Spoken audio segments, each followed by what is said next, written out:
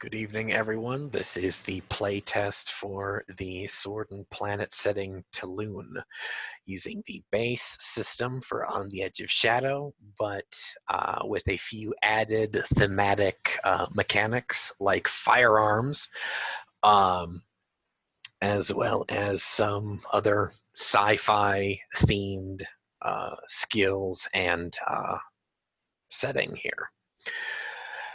Telûne is a planet,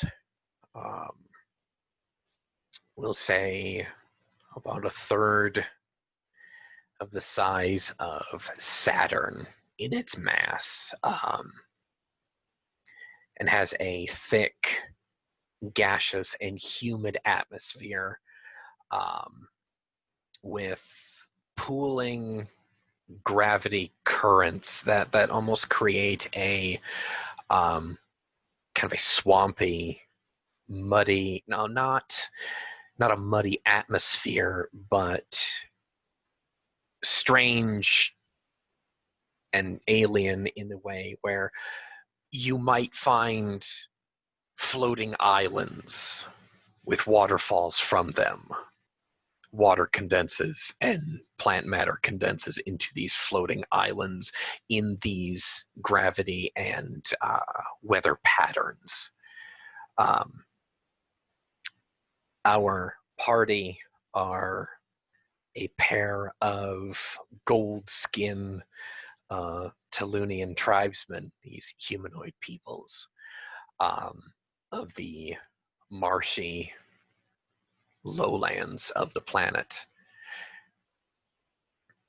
They have been chosen by their local Jed, a priest, a ruler of their kind, to recover a kidnapped member of their community.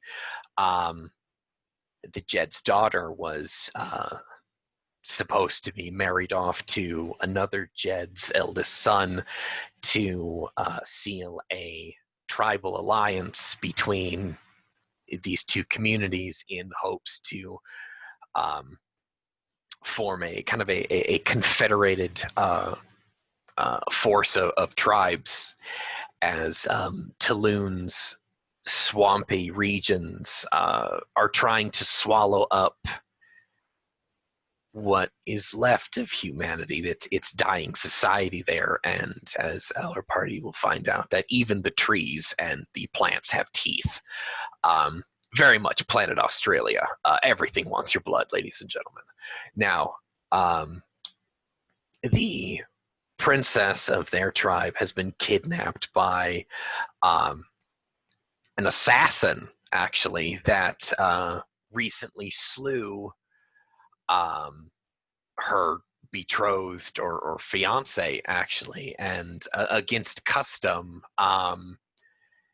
and everything that this race really holds sacred. Women cannot marry her fiance's slayer. It's simply just not proper. And these two party members were actually within maybe like a dozen or so feet when a smoking, bloody crater took his head off, showering a couple of them in the scarlet blood of their kind. And these two lads are out for revenge. They are aboard a skiff flyer as they've tracked this assassin deep into the marsh as he's abducted this woman, in hopes that we'll get her back. Lortav, the navigator, would you describe your character to us? Lortav, the navigator, stands tall, all 5'5" of his frame, at the helm of the skiff, which he calls the Feldrake, gazing out over the waving foliage and the weaving lanes of glistening water that is his world. He wears a tight-fitting pair of pants that are stitched together from different hides of various beasts, and gives his and they give a sort of a pattern, almost like a model look. Across his bare chest are a pair of belts, upon which are slid a number of cartridges, and on his hips, supported by these belts, are a pair of large revolvers. His hair is pulled back in a tail behind him with a metal ring, a highly polished piece of metal that he's not sure exactly where it came from. He found it somewhere one day. He thought he liked the look of it, and it happened to fit. And of course, his skin is the golden color of goldenrod that's common to his people. His hair itself, pulled back, as I said, has a almost a washed black color. It's a dark coal. And set in his face, above his hawkish nose, is a pair of amber eyes that scan the horizon, looking for any sign of those who took his Jed's daughter. Kandus, would you describe your character for us?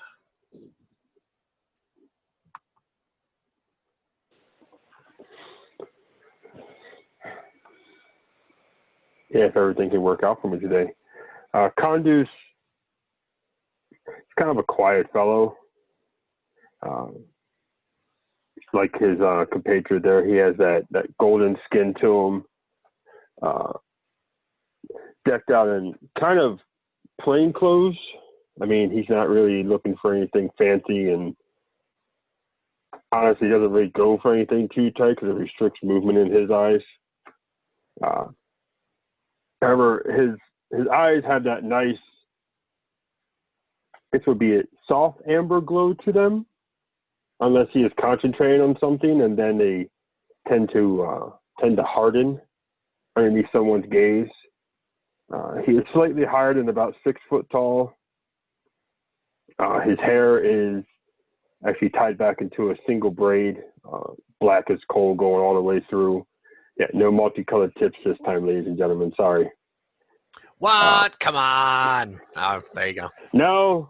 Audience input there. Not yet. Right. No. He doesn't have very much in the way of arms and armor this time around either. He's got his revolver as well as his knife. And really, for the most part, that's all he needs at the moment. One thing you do notice, when he's left alone to his own devices too long, he likes to talk to himself. And on some rare occasions, he also responds to himself. So some people call him crazy. Some people call him insane. He just calls himself Candace. At the moment, he is essentially watching the environment. His lips always moving as he's going through those telltale whispers that always go in his head, trying to glean their next steps, as well as keep an eye out for trouble. As your skiff hums over the marshy landscape, well, actually, how far off of the water line is Lortov actually keeping us? This skiff is built for water and air travel. You could drop her all the way to the water if you wanted. Well, at this point, we're probably skimming about 20 feet up, high enough that we can see over the large reeds and marsh grasses and hummocks that are scattered about in this marshy land. Because we are searching. If we were, of course, drift down the water, we couldn't see very far. So he just to give you an idea of how I envision the controls of this skiff. Perfect. He's at the very back, and he has almost like a tiller, which as he moves it with left or right, it causes the The skiff is slewed to the left or slewed to the right, depending on how he does that. To his right is to his left is a lever set in the deck. Occasionally he'll adjust this. It has a handbrake on it to lock it in place where he locks it in, and that controls the speed. And then beyond that, there is a device that comes up out of the deck that has a large wheel like a crank. If he spins that forward, it causes them to go up. If he spins it backwards, it causes them to go down. So that's basically how he is controlling the skiff at the moment. He has his right, his tiller, his left resting lightly upon the wheel for elevation, occasionally cranking it once or twice, staying up just a little bit higher if they happen to have to go over a hummock or a hillock. He seems fairly adept at this. Is keeping his feet fairly easily as the deck occasionally pitches as he has to move to the left or the right. So the skiff itself is about 20 feet long. Somewhat of a flat bottom type craft. There is a rail that runs around the outer edge of it. At the moment toward the front are clamped a pair of cylindrical-looking devices that are covered. Those are the radium torches that they use for spotlighting at night. And near the center, lashed to the deck, are piles of provisions, tightly kept together and secured so as not to roll off one side or the other. So, do you have the canopy over the skiff at this time? You do have 2 canvas tents to keep the rain off. It is only sprinkling right now. Probably not yet, since we're actually trying to look. So we don't want to have those. Although there's the back half of the skiff has long poles on each side and a sort of frame that can be rolled out fairly easily. And one of the tarps is tied up at the very back in a tight roll. So it could be deployed in just a few moments if need be. So, I will tell you your place in this, in your community, your village. You guys are considered Omeed, as unnamed individuals. You both have seen combat, but unfortunately, you have yet to take the life of another tribesman in hopes to take on his name. As Candace is kind of lounging against the railing there, you can look down and you will see a school of what appears to be kind of like micro-sized cetacean-like aquatic beasts. Find yourself kind of like picture in your mind a right whale, but the size of a muskie. Okay.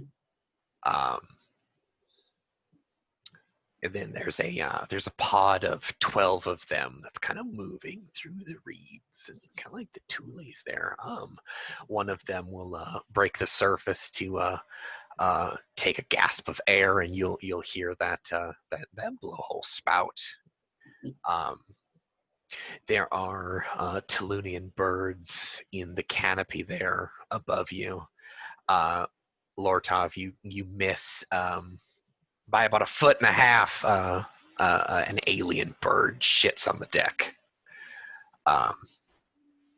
He'll wrinkle his nose, sort of maneuver the skiff a little further out toward the middle of the water, away from the edges of the channel they're currently following. Hopefully, to stay away from those Those damn birds. Yeah, this particular species is much like our earthly starlings. They're shitbirds. They're awful. Oh yeah, and they're everywhere. Uh-huh. And they're not even pretty to look upon like birds of paradise. No, they're vile and awful, and they don't even taste good.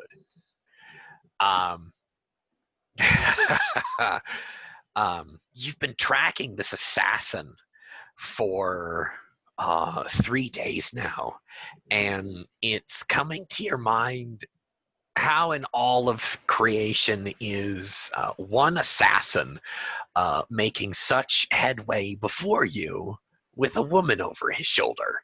Unless she is willing, she should be kicking and screaming the entire time and giving him all sorts of hell for it. Unless, God forbid, he has subdued her. Or he has additional help, possibly. Have we seen any signs? Like say, since we've been out for a few days, any places where they may have paused for the night, or places where they have disturbed maybe a hillock or something like that, possibly. Make me a wild lore test for me, quick, as you are tracking from the air. The meters on your skiff, you have what would kind of constitute a primitive sonar. Okay. It's not very deep. More fish finder than sonar. Okay. Or excuse me, 12 for that. Oh, okay. You have seen signs of your neighbors, the dusky savages that also inhabit kind of like the lowlands marsh. You've not seen any of their stilt houses, however, thankfully, because they would give you all sorts of hell. They do not like visitors more than your people don't. Very Mr. Badger from Wind in the Willows. We do not like company, especially of your variation. Yet you press on for that next day into the evening as Telûne's ancient star goes dim at the far rim of the horizon there. What do you do for that evening's camp? Do we have to land? Or can we just anchor do the not. ship?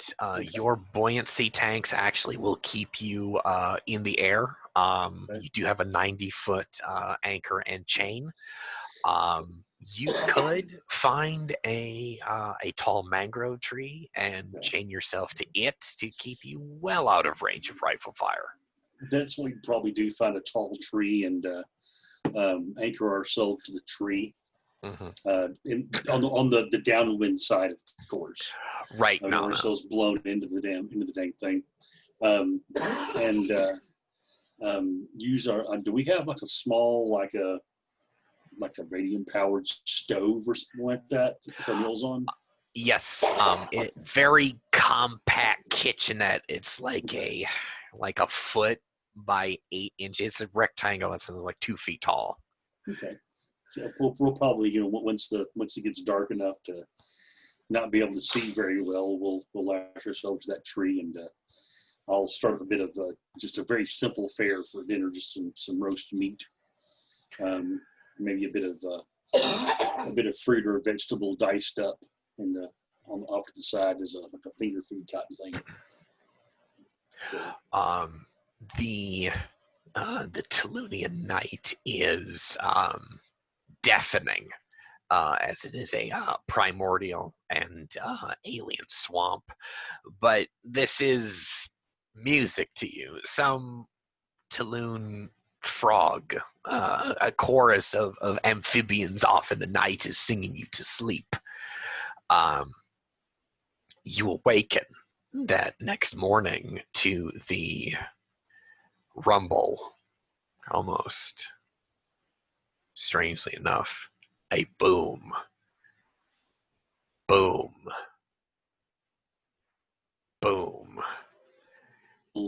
dart up and look around to see where this thing's coming from.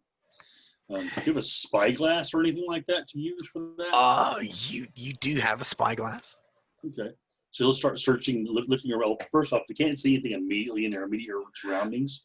The sun is it is just before the first blush of dawn. The sun is not up yet, and your spyglass is actually, I say spyglass. It's actually a scope. Okay. The Jed had lent you on this for this particular adventure. He had lent you his marsh sweeper, Okay.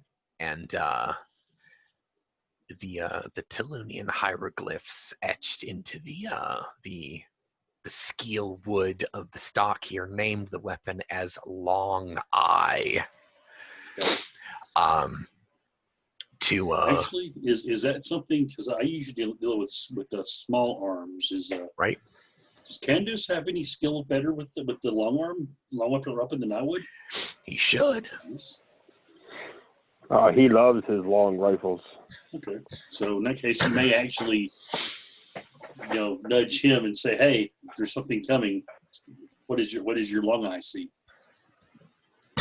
Yeah. What you will see once you actually fit it up, I'll bring the scope to your awaiting eye there. You do see a distant, massive, scaly monstrosity kind of moving through the tall marsh. Almost now picture in your mind a crocodile, but a bipedal, dual sail backed thing with a long crocodilian maw. You can only see the two multicolored sails coming out of its back, and that you understand is used for a mating display. This is a male of its species. Nowhere near you. This rifle will you can hit him from here, but he has not seen you, nor does he seem to care. Seeing that one, I'm going to do a wild lore test real quick to see if I can even know this.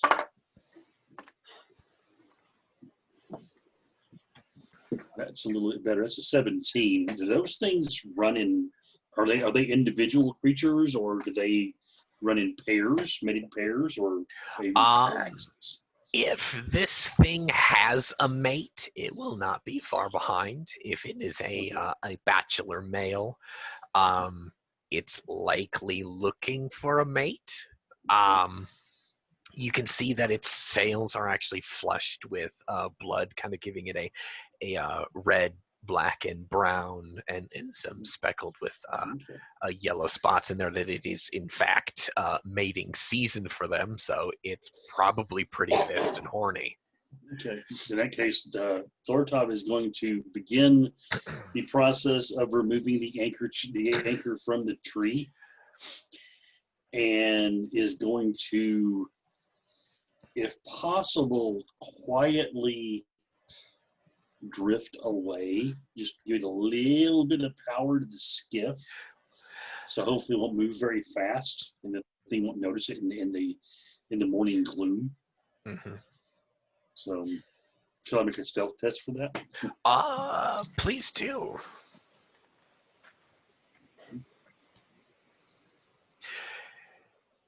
There is a 11. Okay.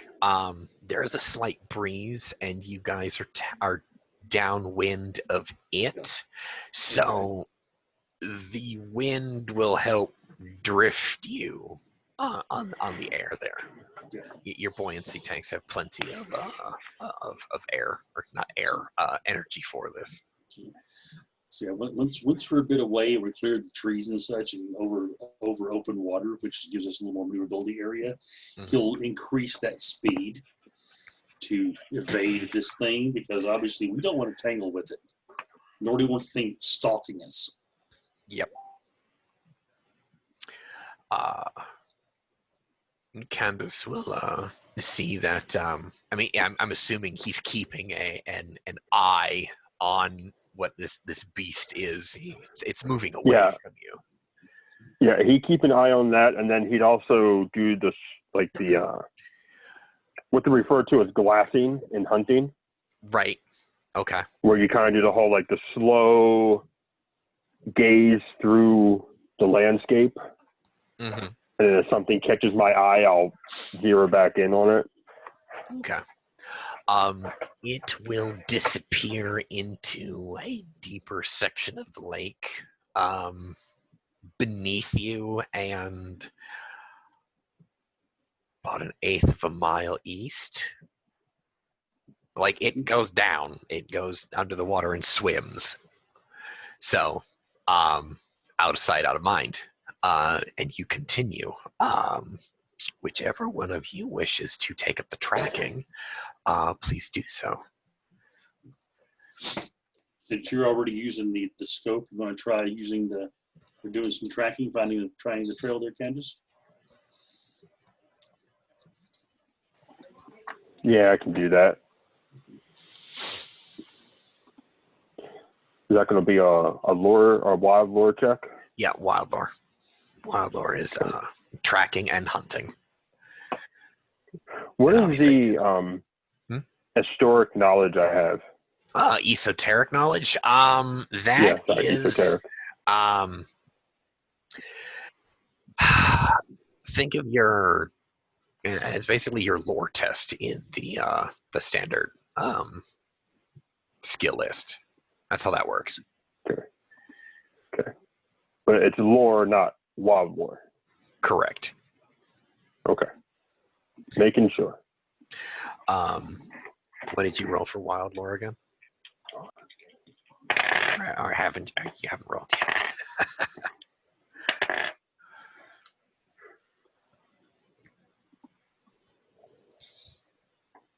26. It exploded twice. Nice. Well done. You find a pathway, almost like a cut pathway, and like a large beast actually has been has moved through the reeds and kind of created a highway there for you. Not unlike like hippo highways in Africa, which at least to your guys' knowledge, your tribe, as well as some of the other more primitive tribes, actually use these waterways made by larger beasts for this exact reason. And you have spotted a strip of the princess's teal-colored trapping. Some of her silks actually has been tore free on a branch there, and this kind of revitalizes your kind of like the hunt for you. I say, Lortov, your relationship to the princess is she is a distant fifth cousin to you. Okay. All right. So, do you see anything, Candace?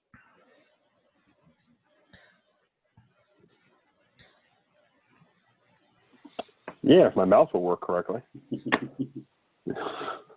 Trying to hit the damn mute button. No, I will point out seeing the snagged fabric and essentially give you navigational directions for us to reroute. Okay. So in that case, probably what I'll do then is move towards that piece of cloth and take it down near the ground. Okay. And sort of park us and drop the anchor. Okay. And then I'll say, Candace, keep an eye out while you're up there with the gun so nothing gets me. And then he'll shimmy down the chain. Think about it, I made 10 feet up. That's where he'll park it's basically like right at the top of the reeds. And he's going to go down there and take a closer look on the ground. Okay. First, retrieve the piece of cloth and look for any additional signs that maybe happen on the ground, like a number of footprints, things like that.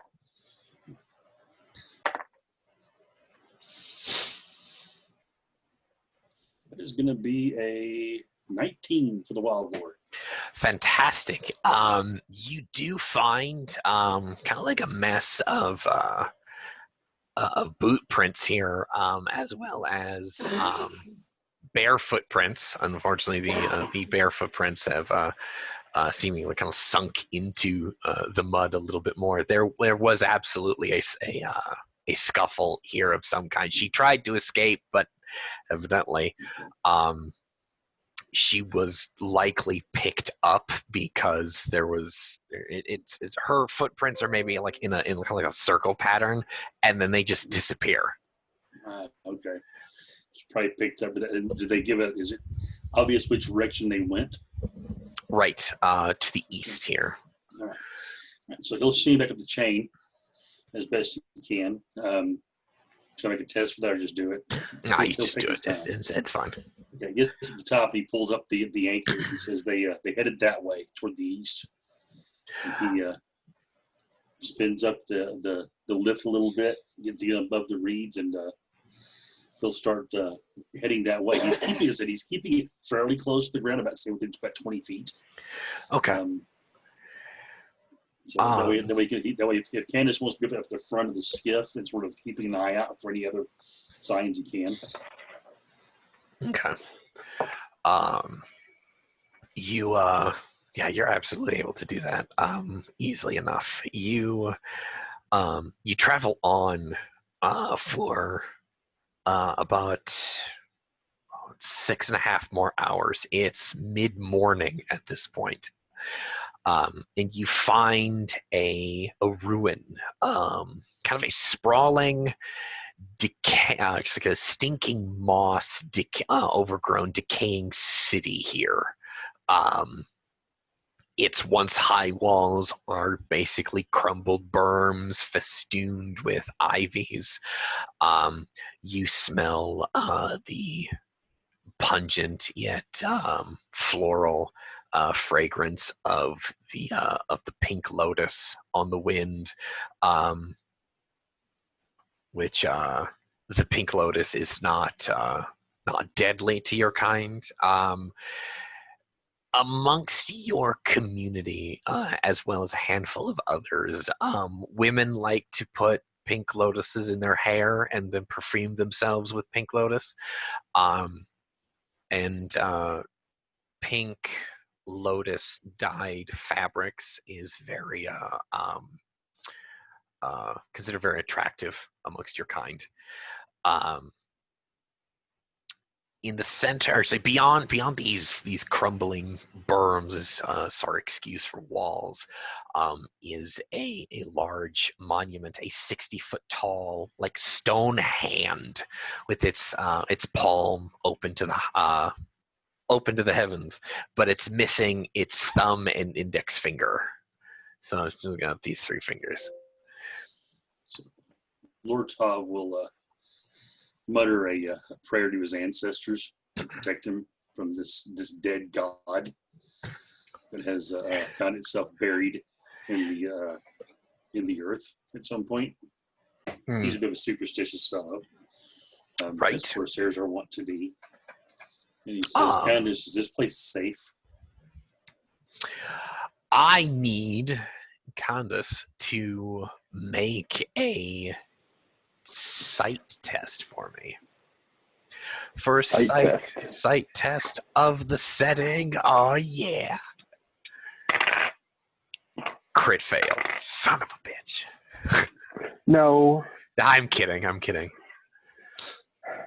Explosion, actually. Ooh, yeah. 21. Fantastic. 6, 7, 8. There we go.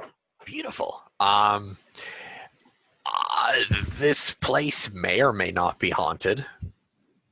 Yeah, you can look at your companion and say, I will confirm nor deny that there are indeed spirits here, but you are not a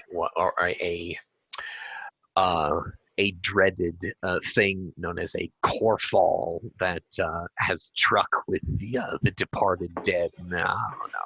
No wicked necromancer here. You don't know. But you do sense eyes. Well, we're not screwed, but I wouldn't stand still too long. Okay. Does the trail lead into that? Yes. He reaches down You and weren't expecting that one? he reaches down to his hips where he has his revolvers there, and he undoes the straps that secure them so that they're easy to draw. And Unbuckles them in the holster. he cranks the elevation up another 10 to 15 feet and slowly starts moving into this place, his eyes darting back and forth, head literally on a swivel. The index finger of this god hand has an immense ring upon it of solid gold. Now, have in your mind, it's a 60-foot tall hand statue, and the fingers might be about 6 feet in diameter. It is a ring of metal, almost like a wedding band of some kind. Just a plain gold band. That same 6.5, 7 feet in diameter. Still, it just in this big gold hoop crumbled at the side, beneath where the index finger should be. Wonder. So Lortov keeps mumbling to himself as he's looking back and forth to each side, looking down, looking up into any kind of opening, just expecting something to jump out at him. He seems nervous. Mm.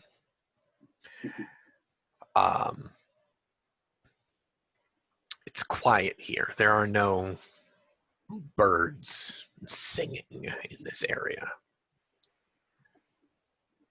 You can roll me danger sense if you wish. Yes, I do wish. I absolutely do wish. Thank you.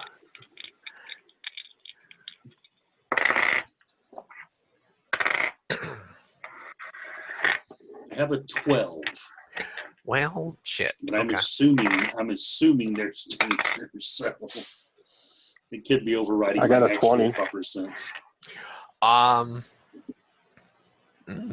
Condas being a mastermind and having knowledge of machines as well as something possibly more arcane here. You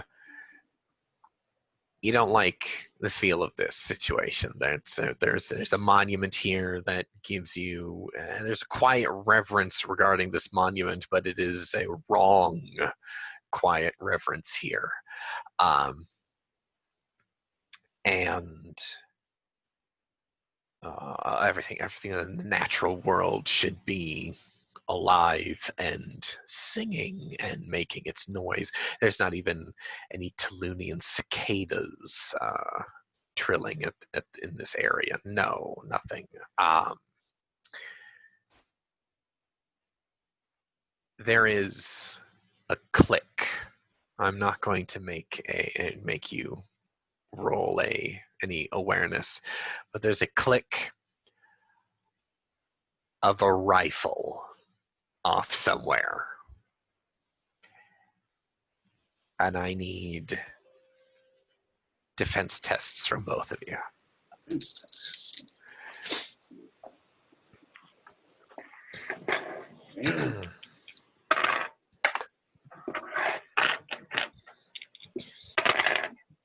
27. Ooh, okay, all right.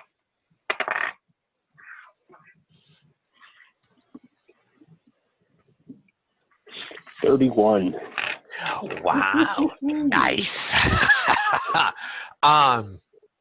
You hear the bark of a rifle somewhere off in the ruins, and Condas, you have a sickening feeling of impending doom as a bullet bounces off the side of the skiff, maybe it's like a foot away from where like your elbow would have been.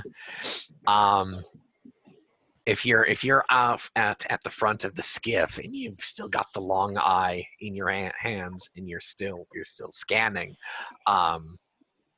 it would have destroyed your arm from the elbow down. And you may make a reaction test should you wish here. Reaction test. Oh yes.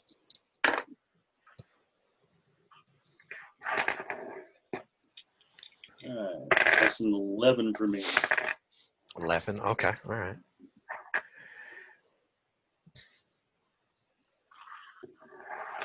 $15. Okay. All right. And of course they go last. God damn it.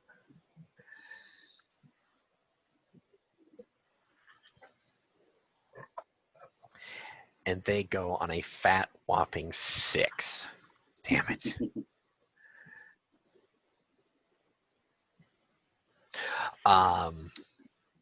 Condas, make me an awareness test quick.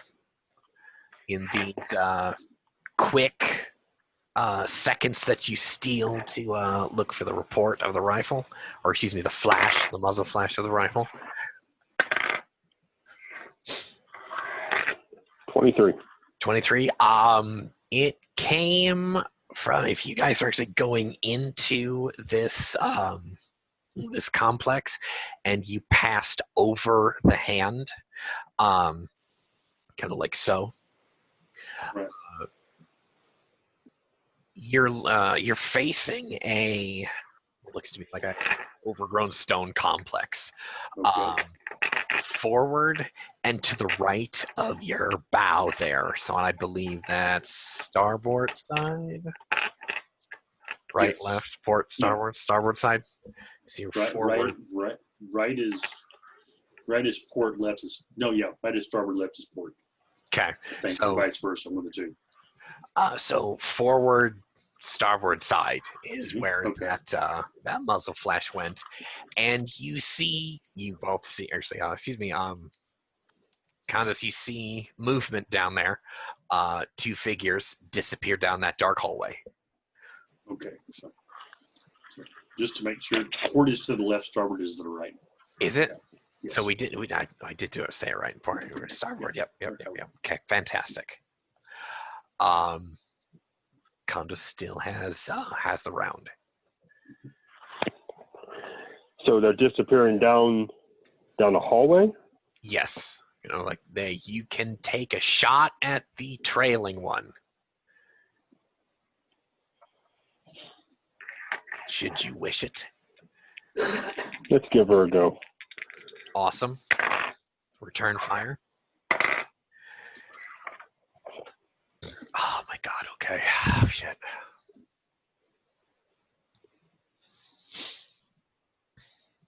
$23. Oh my god.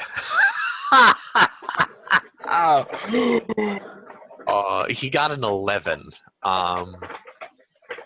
So Keith, quick review of our new firearm mechanics. He's got an 11. Mike got a 23. What is his total or what is his ranks with the firearm? You should have at least 1. Yeah, so it's 1 and a forte, I think. Okay, so you don't yet have 4 ranks, so you don't get the +1 for it. Okay.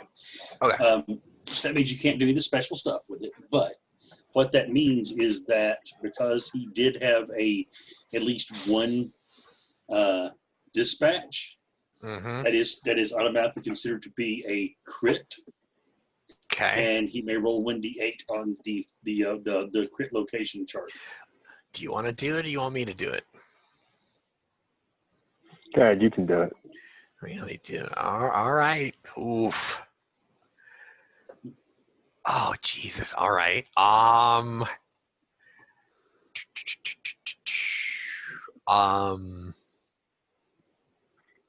Yeah, oh my god, yeah, he that is a 7, so technically that'd be severed limb. Well, it's a lower limb injury. So was his attack roll odd or even? I got a 23, so odd. It would be odd. So being the odd, then it is going to be the left leg.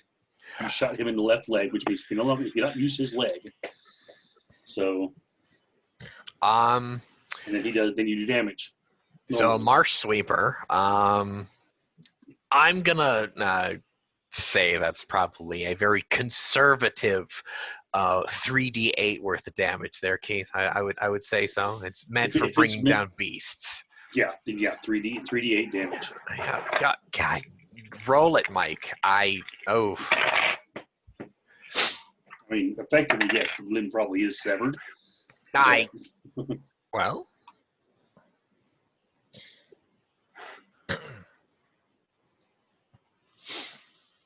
$19. Yeah, he's dead, and his lower leg is gone. Yeah, he probably bled out pretty quickly then. Oh, severed that artery, and then within just a moment or two, he bled out. What people get for trying to shoot me. So this makes a sickening bang shunk sound as you send that slug downrange, and he dies in a bloody mess. His companion, however, picks up what rifle that was there, and they beat cheeks. They're gone. Coward. Lortov, you are up next. So I'm going to do a quick. Okay. This building that they're running into, is it massive or is it just Aztec small? Sun Temple big? Okay, so all right. In that case, he is going to maneuver the Feldrake to a place where he can anchor it and they can get out because they're going to have to pursue them into this thing. Do you want to set the Feldrake down in the palm of the hand, or do you want to put it down on the top of this complex? What do you want to do? Is it, well, being that big, I mean, I would not trust going into any other entrance because they may not even connect. Right. This is a thought. So yeah, what he'll probably do is he'll probably set it down not in the hand, but basically more next to the hand. In the courtyard below it. Yeah, basically like basically pull up to the pinky finger and lash the boat to that, and then use that almost like a dock. The hand almost like a dock. Okay. So, so back down on the ground, we can effectively say that combat has ended here. okay. I don't know what you're talking about. Lortov is going to make his way to the entrance and into the body. Okay. Take a look at it. Is it one of the? Is it one of the people of the tribe that stole my cousin, or is it someone else? It is one of those dusky red-haired savages. Okay. He is wearing a headdress of red, black, yellow, and pink kind of bird of paradise feathers. Okay. He is wearing an ornate harness. Okay. He's got a jeweled long knife there on his hip. But aside from that, he's kind of just harness, skirt, and tall boots. Lortov will reach I'll out and take his long knife. I'm about to say he's going to retrieve the long knife and actually hand it to Candace because it's his kill. Okay. There you go, my friend. Good shot. His harness, his metal there is actually gold. It's got gold lapis lazuli and turquoise Do you want inset that into too? it. He's not a You put him in the chieftain. skiff. He's not a Jed of any kind, but he's certainly a two-named fighting man of his tribe. So yeah, that you need to have that to get back from proof that you killed a two-named fighting man. So yeah, we'll stow that in the skiff real quick, and then. Is there light inside this tunnel further down, or are we going to need a source of light? You're gonna need one of your radium torches, but there is light at the end of this hallway, and it seems like there's a courtyard beyond. Okay, go ahead and retrieve them, and I'll make sure Candace has one of him too. I'm going to latch to my harness, or my harness. So, Lortov, make me a Oh wait, hang on. Before I continue, did Lortov actually leave to go back to the skiff and Candace stayed, or did you both leave and then come back? Candace Lortov is going to basically go out to the entrance of where this thing was and sort of keep an eye on Candace and around the courtyard out there while he stows his prize. Okay. Come back. Who stayed with the corpse? Make me an awareness test. Okay. I don't actually have awareness as a skill. So. You can use it untrained.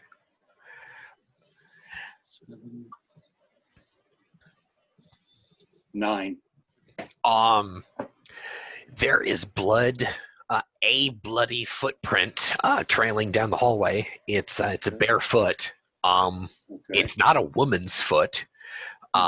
Clearly a man, but evidently this shot from the angle, the corpse orientation, and the footprint, there may have been some piercing action, and someone got cut on their upper thigh, and they're bleeding, leaving a trail.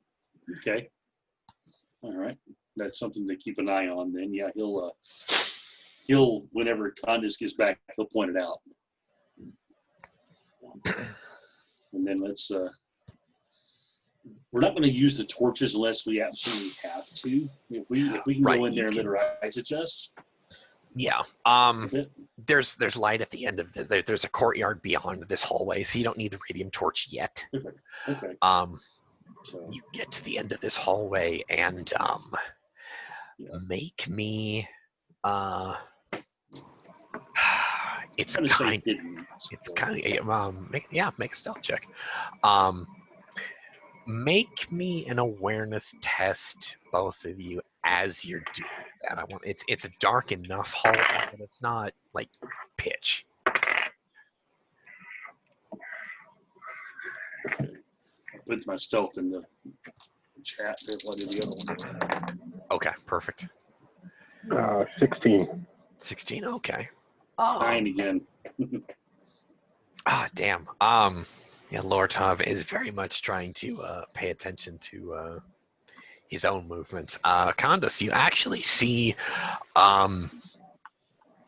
Black Lotus actually growing from the vines on the wall and the inside of this hallway.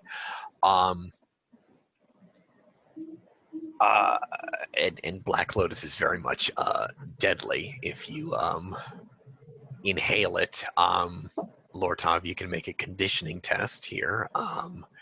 And Candace, you can try and stop him before he goes any farther. I was gonna say I would if I'm behind him, I will try to put my hand on his shoulder to try to hey, stop. Yeah, as soon as he feels it on his shoulder, he's gonna stop. Okay. Conditioning 12. You smell. You've smelled Black Lotus before, and you get a whiff of that, and it stings your nostrils, and you almost kind of get a contact high from it, and that's the hand. Having ranks in medicine, he should know that's what that smell is. Oh yeah. So he'll back out. Wild lore. Go for it. Real quick.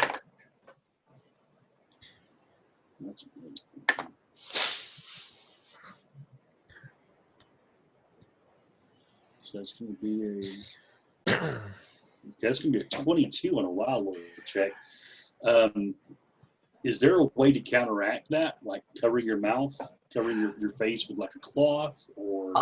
You guys do have like teal scarves. I'm like kind of like the schmog that I have. You would have something similar, and you can put that over your over your face. So, kind of like a gator. Okay. Oh yeah. Teal is the color of your specific community. Okay. Your tribe. In that case, he'll pull his cloth up and secure it around his face. He doesn't breathe the stuff in, but he knows he got to get to do it quickly.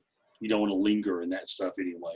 Yeah, no. So yeah, in that case, go through at a brisk walk, then you'd be fine. You just get through it. Stealth is definitely not a thing we're going to be tweaking. Yeah, it's just going to be let's just start heading through there. There's a reasonably decent pace, but not so fast that we're going to fall into a hole. Mm-mm. Yeah, you're right.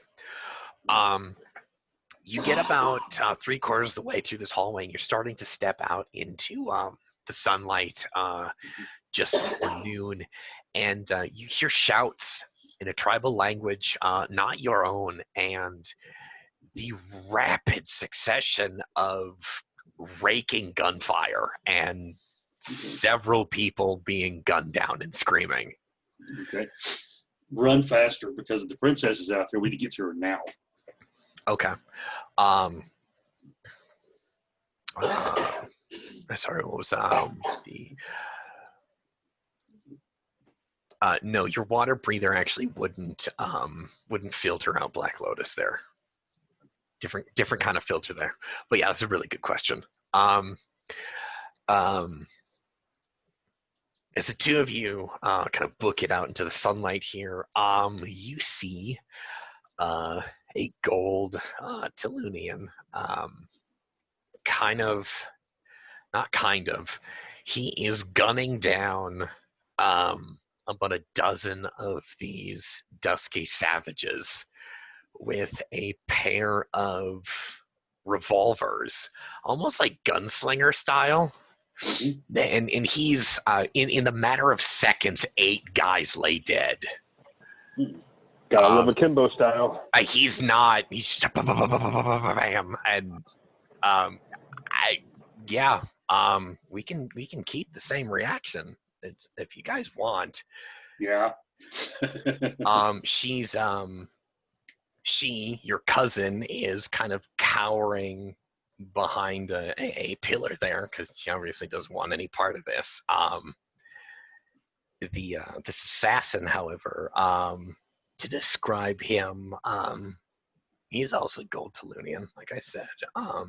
He has a jeweled harness, so you can assume you don't know his name, but you can assume he is at least a Jed, minimum, if not a Jedak. But he has a kind of a charcoal gray, kind of like half cloak, like over his left hand shoulder, as he's kind of rolling with these 2 revolvers. He's got tattoos. He's got sleeve tattoos, elbows to his hands, that are, from this distance, they look like fish, like different kinds of species of fish. His hair is close cropped, and he's got kind of like a very small ponytail brought to the back, and Top knot. Not a top knot. It kind of like it hangs like a very very short ponytail. But he's got a cutlass, another revolver, like kind of like hanging in the small of his back, and a long knife on the opposite hip. So this guy's armed to the teeth, and these tribesmen, these dusky skinned savages, are trying to come at him with their sabers.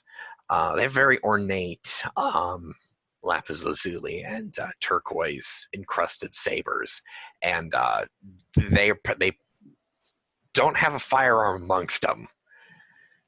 And so going back to the top of the order, Condus is the first to act here. I'm assuming with how quick this guy is that none of these guys are getting remotely close to either of them, correct? Yeah, no, he is on the, like I said, Aztec to Sun Temple kind of layout. There is the courtyard below, and it's square, obviously, and there are 4 walkways, kind of like north, south, east, and west, that go up to the second tier. You guys are south on that upper tier, and that tier goes all the way around the 4 squares. He and Lortov's cousin, the princess, is opposite you guys on the same tier, and these tribesmen are coming from north, south, the west corridor, trying to come around that L shape, and he's keeping them in that hallway. Okay.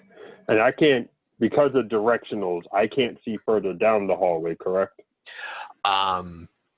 In their direction or the savages' direction? The savages' direction. Make me an awareness test. Basically, I'm trying to see if I can find someone of higher rank, or if this is just a bunch of low-level mooks just tossing themselves wave after wave. Right.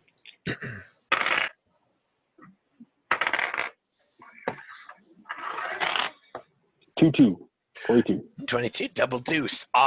There you can see an individual with a long rifle, just kind of like cock of the walk, just striding with purpose down this hallway, as you assume that that might be their Jed or their Jedak, if you will. But there's 12 guys dead in that hallway. 3 of them roll down the steps. Mm-hmm. These guys, because I'm not too up on the lore yet, these guys are essentially our enemies, kind of no matter what, right? Or is it just it's another clan and we're just in the way? They are your hereditary enemy, yes. This gunslinger is of your people, but he's clearly not a friend. Traitor. Right. I'm just trying to figure out if my character would kind of say, oh, he's a leader, I'm going to take a pot shot. Or if it's... Oh my God, absolutely. Fucking murder him. Okay. That's what I was trying to figure out. If you can take out an enemy Jed's, you can take him out. Oh my God, absolutely. Take his medal, take his title. Oh yeah.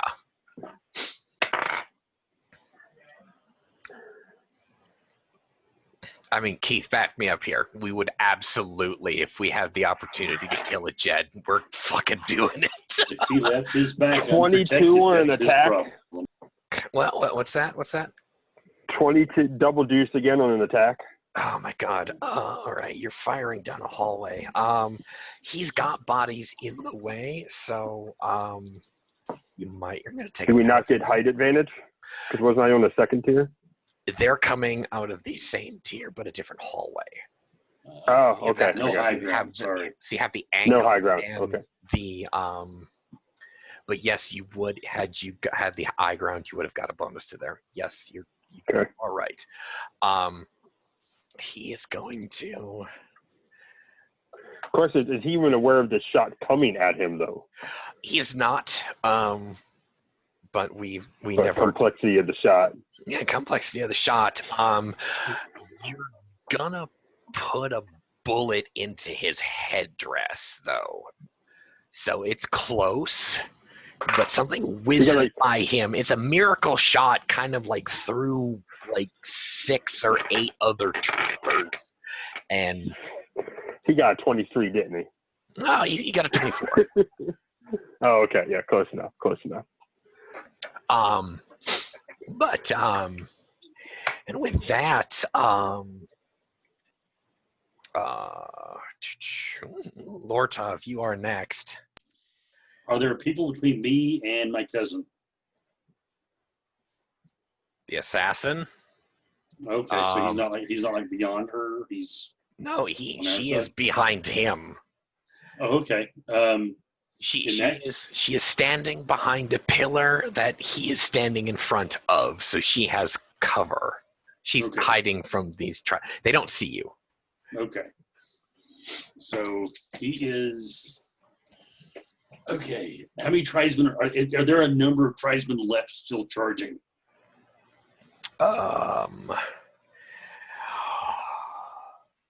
Hang on. There are.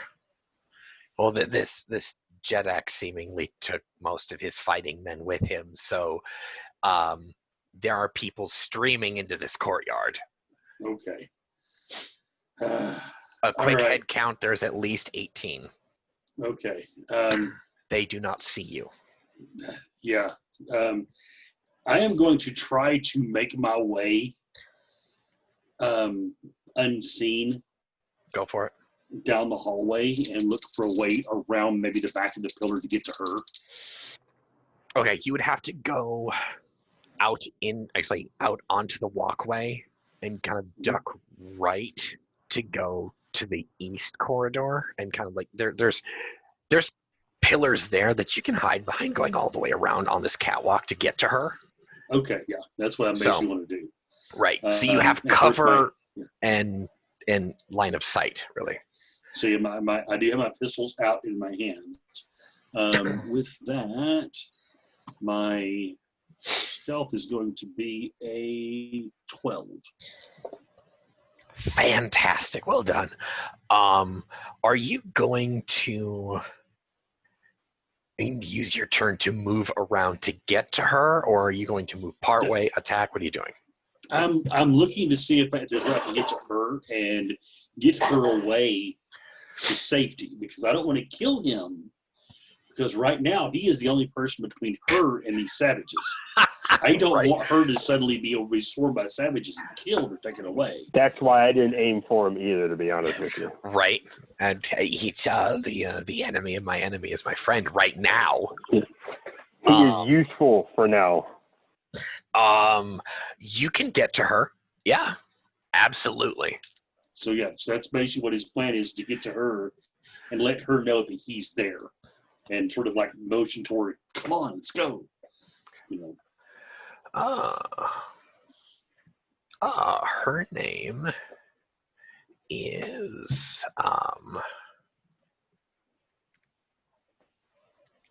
or actually, well, here. I actually didn't like the name that I originally gave her.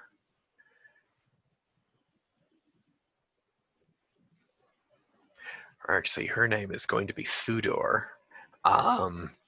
And she'll actually see you when you like round like 3 pillars down, and like you catch her eye, and her eyes are really fucking wide. She's very hopeful feeling, and she. Hey Keith, odd or even? Odd. Oh fuck! She breaks cover and runs to you. Okay, that's fine. She she nails into you.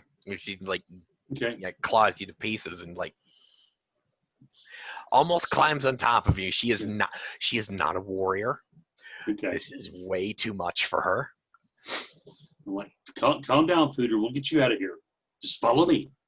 And that's when he's going to initiate, I guess, the next round's movement, which will be moving back. At this point, though, it's going to be harder because he's on stealth because of her. Okay. So the Jed of Kalandin is actually going. He's going to take a moment. Wow! Oh my God! There's a crit.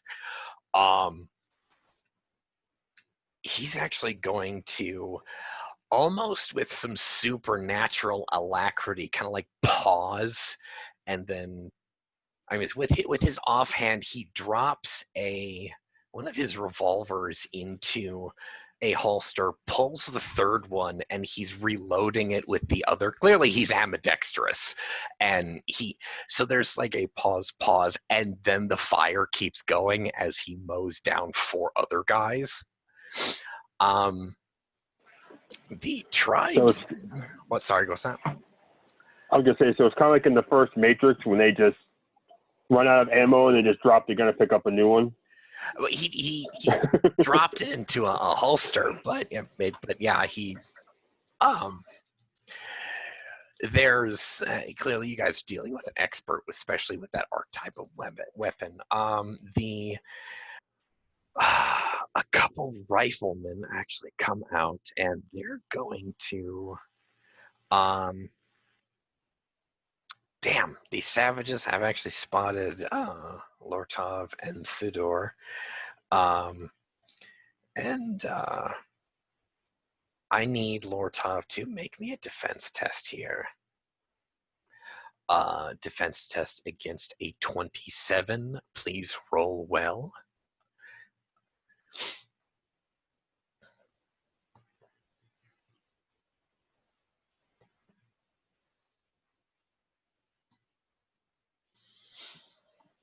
So 8, 16 plus 6 is 22 plus 3, which is my other die. 25 plus my defense bonus is a 3. Okay, so you just beat him. So it's one of these deals where basically the bullet whizzes by my head, and yeah. We'll say you get cut by the wind behind the bullet, Okay. but it doesn't do any damage. But head wounds like to bleed, so you're bleeding now. Yeah, so You're awake. Okay, so it probably hit the wall and skipped off and caused a bit of stone to graze across my head. Okay. She shrieks. Everyone knows that you're there now. Yeah. Yeah, poor thing. Fedor is not a warrior of any kind. She's a nice sweetheart of a girl who's really good with the sewing needle. But no, she not a warrior of any kind. Candace, you still have the long eye, right? Of course. I'd walk over there and I'd smack you if you didn't have it. You are the next to act, my man. Okay, so okay. She screamed. Savages know that they're there. Does the assassin react to her being there now, or is he still more concerned about mowing down the savages? He steals a look and notices that she is not behind him anymore, and in his pan, he will see both of them across the hallway. But I mean, not the hallway, but across the courtyard. So he kind of, this must not register on an emotional level, kind of coldness. Right. It's like he's like, all right, she's safe for now, but I'm being pressed. He maybe like takes like like a side step in that direction, but he's still concentrating his fire. Okay. Do they have any of the melee savages going after them?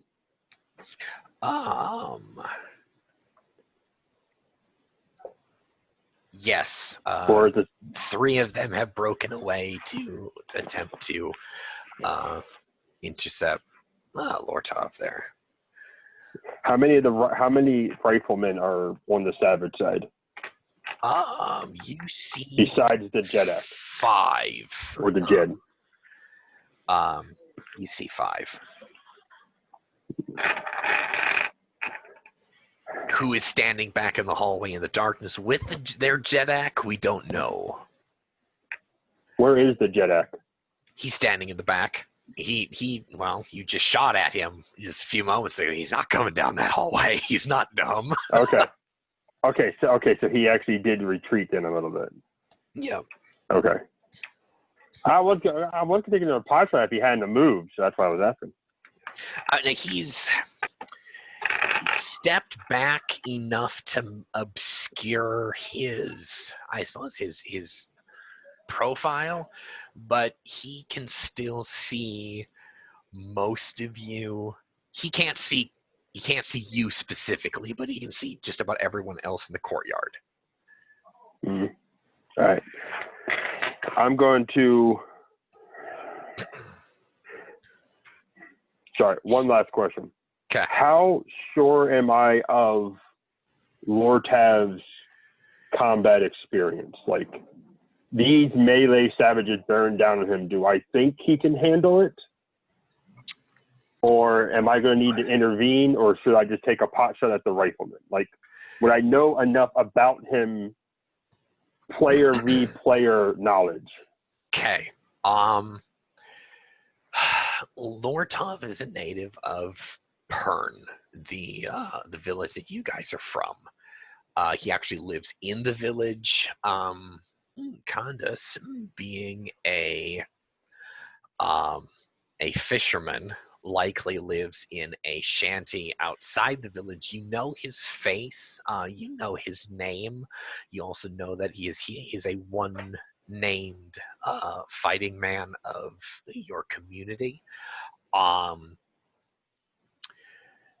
You probably don't know his fighting capability. However, you know that he is a relative to the Jed in a distant fashion. So you can It's got to travel through somewhere. He likely has had some militaristic training somewhere, more than the common person would, but you don't know if he's an expert or not. Does that make sense? There's factors for and against him in this situation. Well, just the fact that he's related even distantly to the Jed is going to have Candace thinking, okay, it's hereditary. He can hold his own somewhat. So Candace is going to take a pot shot at a rifleman. Okay. Preferably the one closest to him. I'm assuming they're kind of like all probably in a line or a column.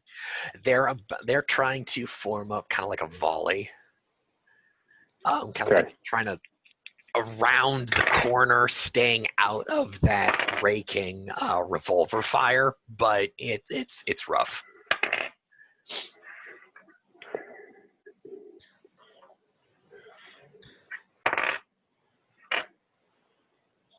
$26 to hit. 26. Oh yeah, awesome. Hey Keith, this guy actually rolled very terribly. He's got a 9. He just had to go. Oh shit! Yes, he stepped away. Because I don't have any bonus. It is just a roll on the critical hit table. Okay. That 1 to 8. I can roll it this time if you want. Otherwise, you can roll it. Roll it. Rolling. I'll probably roll the next one, maybe. The one that actually won the few times you want to get a 1. Really? Headshot. Yep. Headshot. Target must make a conditioning test or be rendered unconscious for D8 minutes. May result in death if the conditioning test result is a double 1. And what's the damage on this thing? You said 3D8? Yeah, 3. It's 3D8. Keith, he failed his conditioning test on a headshot.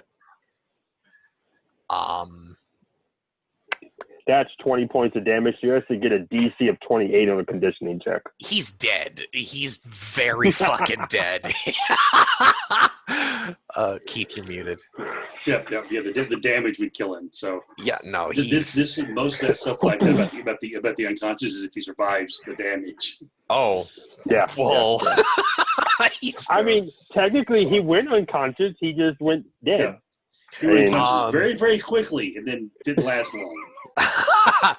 Can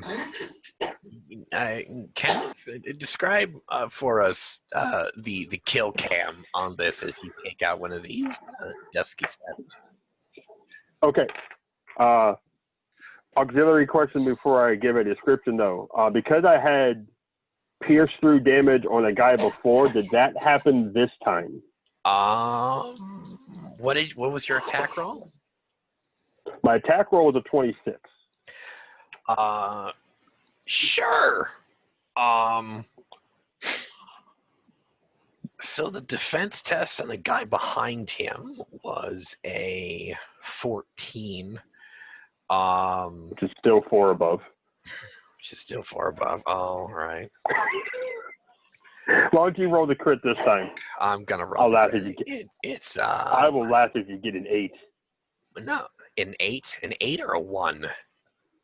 No. Yeah, right. Oh, a 1 is an 8, an eviscerating hit. Victim takes vitality damage as normal.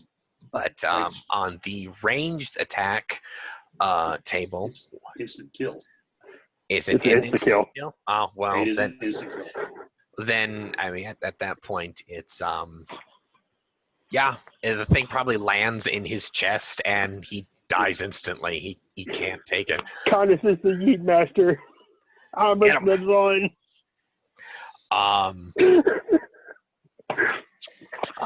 Describe for us how you slaughter these 2 guys. So yeah, essentially what would happen is he'd see this all happen from the previous round. He see Lortov, well, wouldn't really see, but Lortov is going to get his cousin. He would hear the scream. For a split second, he would probably look over there, may or may not see Lortov get injured. Even if he is, his mind is more on the fact of, oh crap, more people are coming. As he's aiming up the shot, he will actually go past the meleeers. And that's where you have that split-second decision of, all right, Lortov is related to the Jed. He can probably handle the little guys. I'm going to take out the guys who are taking pot shots because that's dangerous. And he'd almost have that. For once, you actually wouldn't hear him whisper, like if anyone was around. Because this whole time he's whispering to himself. The machine spirits are always talking to him. It's like a constant thing in his head. And essentially what he would do is for a moment he would say, he would basically talk to them and just say, this is really important. Shut up for a second. Nice. And he'd line it up like fluid, like Wild West movie. Just line it up. And like right when the crosshairs would go, right in the damn forehead, you see them. And the way I would see it, at least, is it would hit the guy in the head, and then just from deflecting off the skull and whatnot inside, it would actually make it deflect downward. Probably tumbling as we go, because I've seen enough Mythbusters and bullets tumble when they take enough kinetic force. Hey, it was good for some things, okay? Oh, yeah. And then I assume what would happen is it would go tumbling, but still have enough force to basically rip into the next guy's chest, stomach region, and just eviscerate his innards the whole way through. Oh yeah, he dies a horribly agonizing death before he crumples. Good. Stone. Good. And then as he sees both these guys fall, Kindness just smirks and immediately goes back to talking with the spirits. Nice. All right. These 3 tribesmen that are attempting to break away, and god damn it, that was a suppress. The first attack on Lortov is a lapis lazuli cutlass attempting to come at your left collarbone. Okay.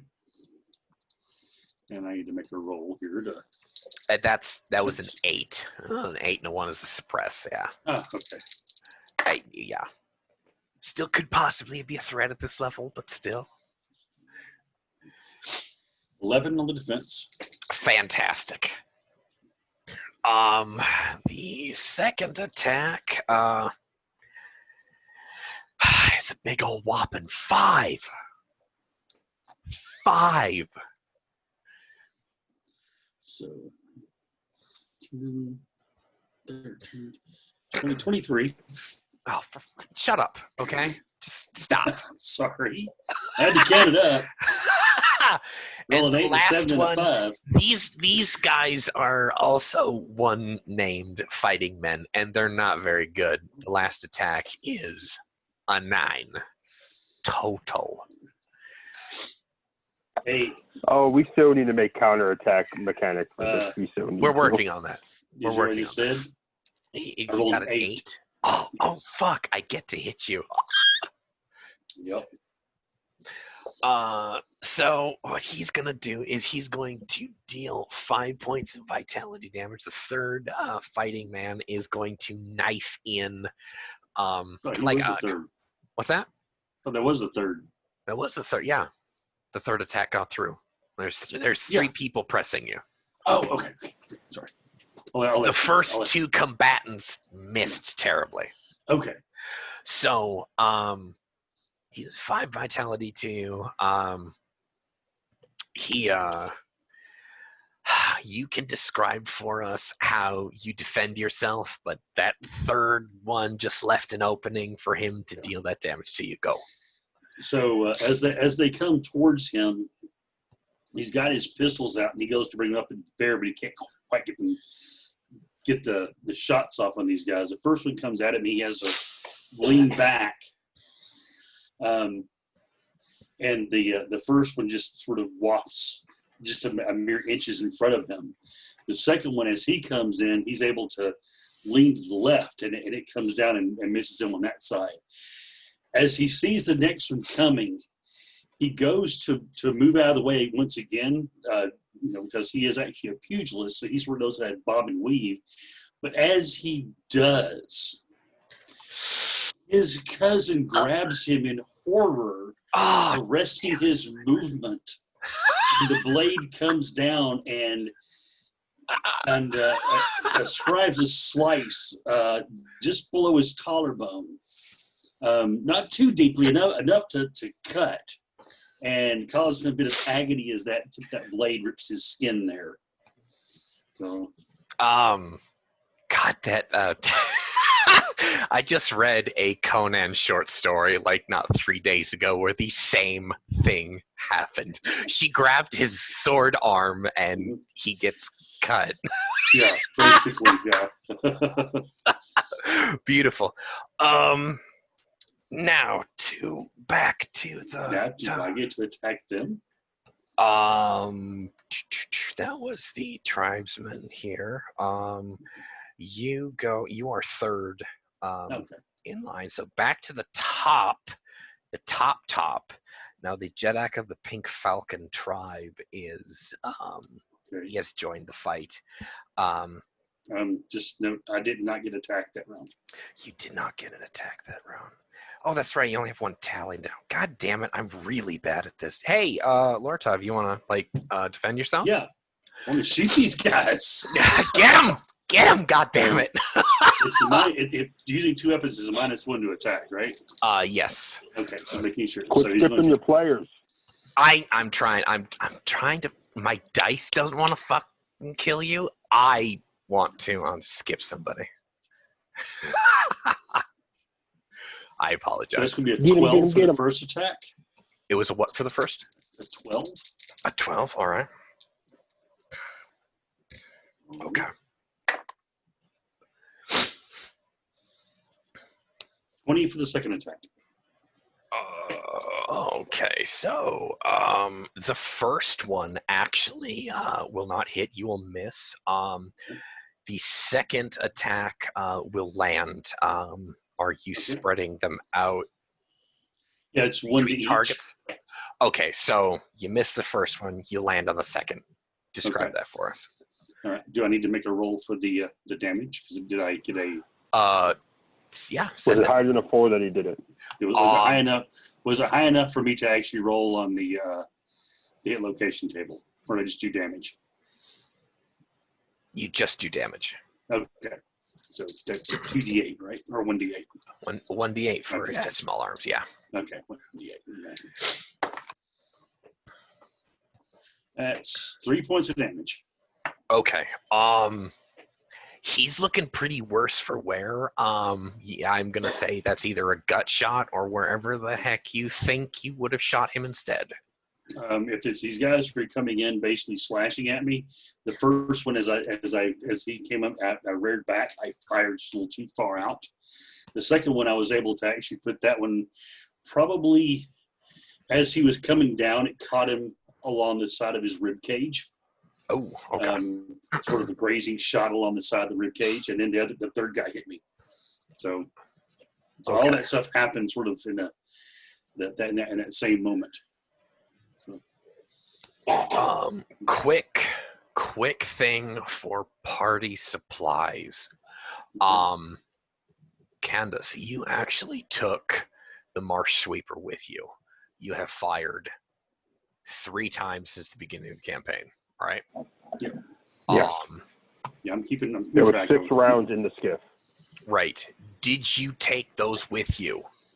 Because as far How as many- I'm aware, you haven't been back to the skiff. So How my many question rounds- is, what, Okay. so- So, auxiliary question then. How Okay. many rounds were with the sweeper to begin with? Just one? one in the chamber. Okay. Are these like big half-pound bullets, or like what are we talking here?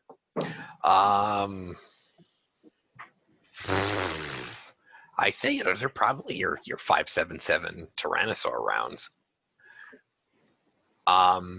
You probably have them in a belt if Lord Tav had the presence of mind to bring them to you.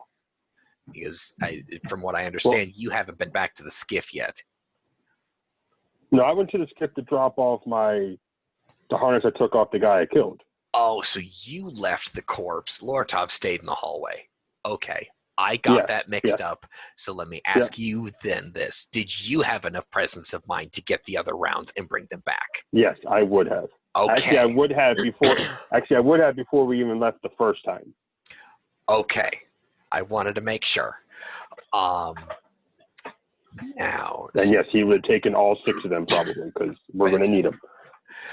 Yeah, we're going to fucking need them. That is Lord Tav's turn. The tribesmen who attacked you had their turn. The Jet of Kalandin had his turn. Now we go back up to the Jeddak of the Pink Falcon tribe. The top of the round. He comes out. He makes a very quick survey of the situation, and he sees somebody with a marsh sweeper, and he doesn't want any of that shit at all. I took out 2 of his riflemen. Of course he won. Hell no! You took out at least one of his Jeds already. Nah, he's that is an attack. He is attacking you with a long rifle, just a regular breech loader long rifle for a 22.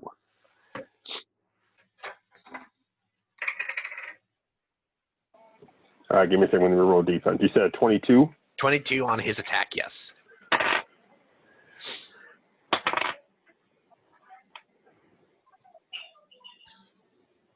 I really like this ranged weapon crit table, Keith. This is pretty fucking awesome. Yeah. It also makes combat very lethal. I know. Oh. Oh, thank God for a +3. What happened? What's going on? 24.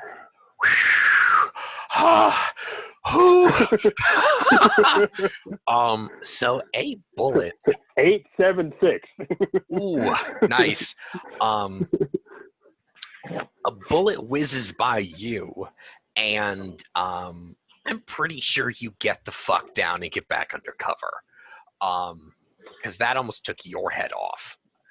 And that is his turn.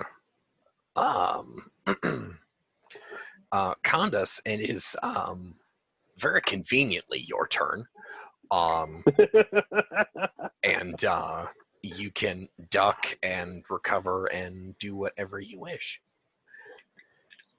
Am I able to get back out of cover and take a pot shot back at him? Or am I able to shoot from a prone position?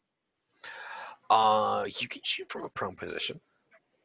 You would Does that give technically be peeking around a corner there, but would that give any penalties, bonuses, or just stay the same?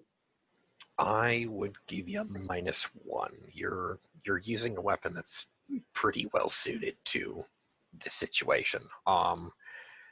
Just mechanically. A tripod. Yeah, right. You can attempt to return fire. Yeah.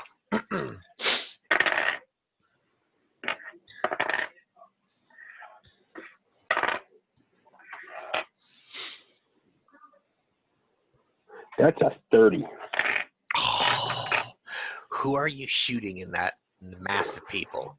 Who do you think? I want to know who. The fucking big boss man trying to take a pot shot at me. Get him! I would take off his fucking headdress this time. Hopefully complete with his head. All right. So he's going to. Oh God. He's gonna. Oh my God.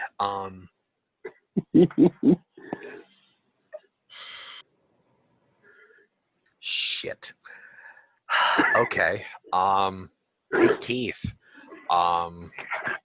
Yes. His total defense for this round is 7. Okay. So he's gonna use a fate point. He's gonna fucking. you can, if that's up to you, but you can at your discretion. Basically, you can add extra points of damage to it, like you normally would with a dispatch, right? And just roll on the crit table, because anytime there's a dispatch with the firearms, it's a crit basically. Mm-hmm. So do the firearm crit. So just do that, and whatever damage you roll, just add that additional damage to it. So he's gonna use fate point. Okay. Roll damage. I should use one to counteract him. Oh, what? Ooh. Really? Really? Hey, this would be the first time. If I do this, this would be the first time, period, I ever use a fate point. Oh, true. Because even when Amr's lost his arm, he didn't use a fucking fate point. I actually can't tell you no. I'm assuming, and this might meta a little bit, I'm assuming he's using the fate point to avoid death. Yeah. Yeah. He's you're gonna murder him. You're gonna murder the absolute shit. No, he can use his fate point to make you roll damage as normal. So he might. Okay. You're getting a little quiet there, Rafe. Oh, am I quiet now? Yeah. Just, I can hear you, but it's like you're far away. Oh, okay. Or is that, so am I getting extra bonus damage from the dispatch bonuses? Because I have not been counting those in. I would say probably no, since it's going straight to the crit table. Isn't that right, Keith? Yeah, if it goes to the crit table, yeah, you don't really, but okay. Okay. If you, so yeah. So since he negated the crit, that would be my next question. Since he negated the crit, do I get the dispatch bonus? Yes, but it'll cap at 5. Yeah, always. I love capping out the dispatch bonus. It's great. Oh, shit. All right.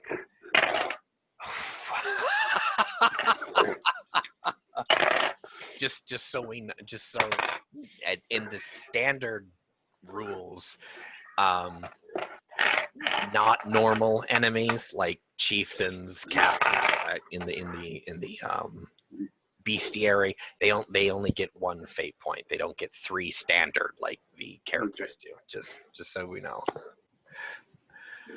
31 fucking points of damage, really? Oh my god, you suck 3d8. ass, my man. You suck. Is he still dead? You know what? If you put the fear of God in him, you can put him to 1 hit point, and I'll let it slide. But I will put the fear of God in him, Let or that whatever be he the has fate for a point deity. effect. The fear of the machine God will flow through him. I swear. He's got 26 vitality. That's a blowout. And I will have that, and I will have that bullet screaming machine prayers the entire way to him. You know what? That's fine. He used his fate point. You blew out his vitality. You described for us how you slay the Jeddak of the Pink Falcon tribe for us. Go. This turned out to be an awesome playtest. Right? I fucking love this. Okay. No. We will rewind a couple of seconds to when he took the pot shot at me. Shit. Okay. Because I'm going to fully try to immersive myself in this. So, essentially, in my mind, I pan, I take out his 2 gunners, one of which was a Jed. Would I have actually known he was a Jed when I looked at him in the scope? You can tell by his metal. Yeah, his small breastplate's about the size of a dinner plate. Yeah. Okay. So, yeah, when I kill him and kill his Jed, which, of course, I'm fucking ecstatic about, machine spirits are fucking going nuts in my head. Like, oh, my God, look what you did. And it's only your first day. What the fuck? But no. And then this guy comes walking out, and I'm just like, oh, here we go again. Brings up his, takes a pot shot. And I would like to think I got saved literally by the fact the machine spirit said, duck. Okay. I'll let it. Fucking drop down. And I drop down probably really fucking hard. So, like, I'm jarred a little bit. But, like, as soon as I hear that bullet go by me and probably hit the stone behind me, yeah, my ass would bring that fucking scope up, peek around the corner. And this time, I'm not telling them this up. I was like, guide it through, boys. Just guide it through. Squeeze that fucking trigger. You just see that bullet go screaming across the courtyard. And I would hope, at least, just for thematic purposes, that I have it go right through his goddamn heart. And you literally see his back fucking blow out. Nice little wall splatter. Hopefully on like one of his other Jeds or something, they just say, what the fuck? Yeah, that's how I killed a fucking Jeddak on my first day of combat. Fuck, okay. And ruin the DM's fucking hook for the rest of the campaign right now. That's totally fine. That's totally fine. It's good. Yeah, shit, he's done. Yeah. Hey, Lortov. You just saw this shit. So, and you actually have a very advantageous position to see the Jeddak of this tribe get slain hard. As there's a fucking crater in his chest. Okay. His first thought is praise the ancestors. Yes. 10,000 Jeddaks fist pumping from the afterlife. Yes. All right. So yeah. So with that, he's gonna try to get. He's got 3 guys on him. Get him. He is going to try to kill them. He only has 2 attacks though. So, and as he does, he's gonna yell over his shoulder to his cousin, "Run!" Hoping she knows where to run to. There's a hallway behind you guys, we'll say, so she can beat cheeks down that hallway.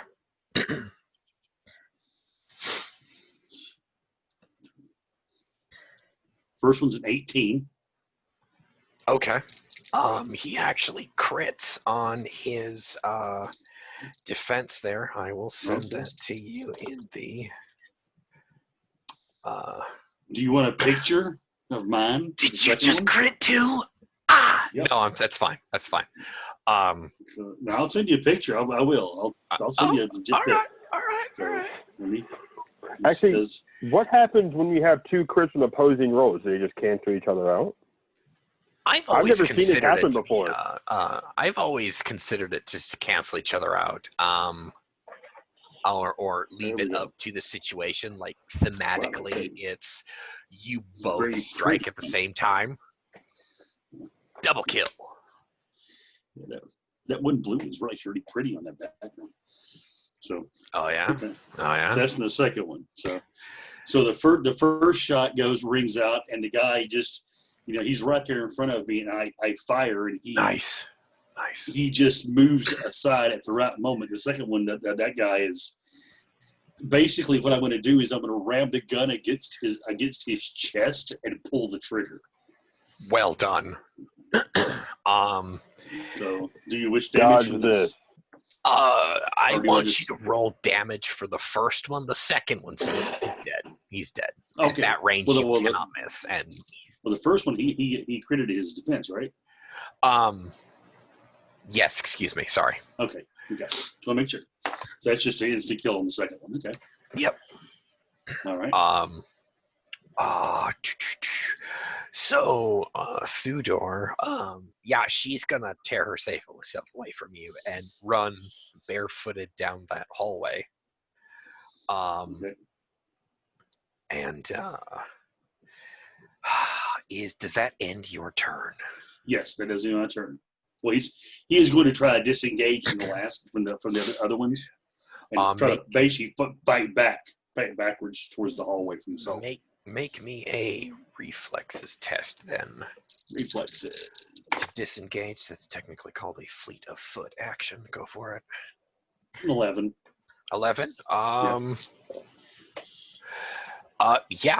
He's actually going to fail his attack. Okay.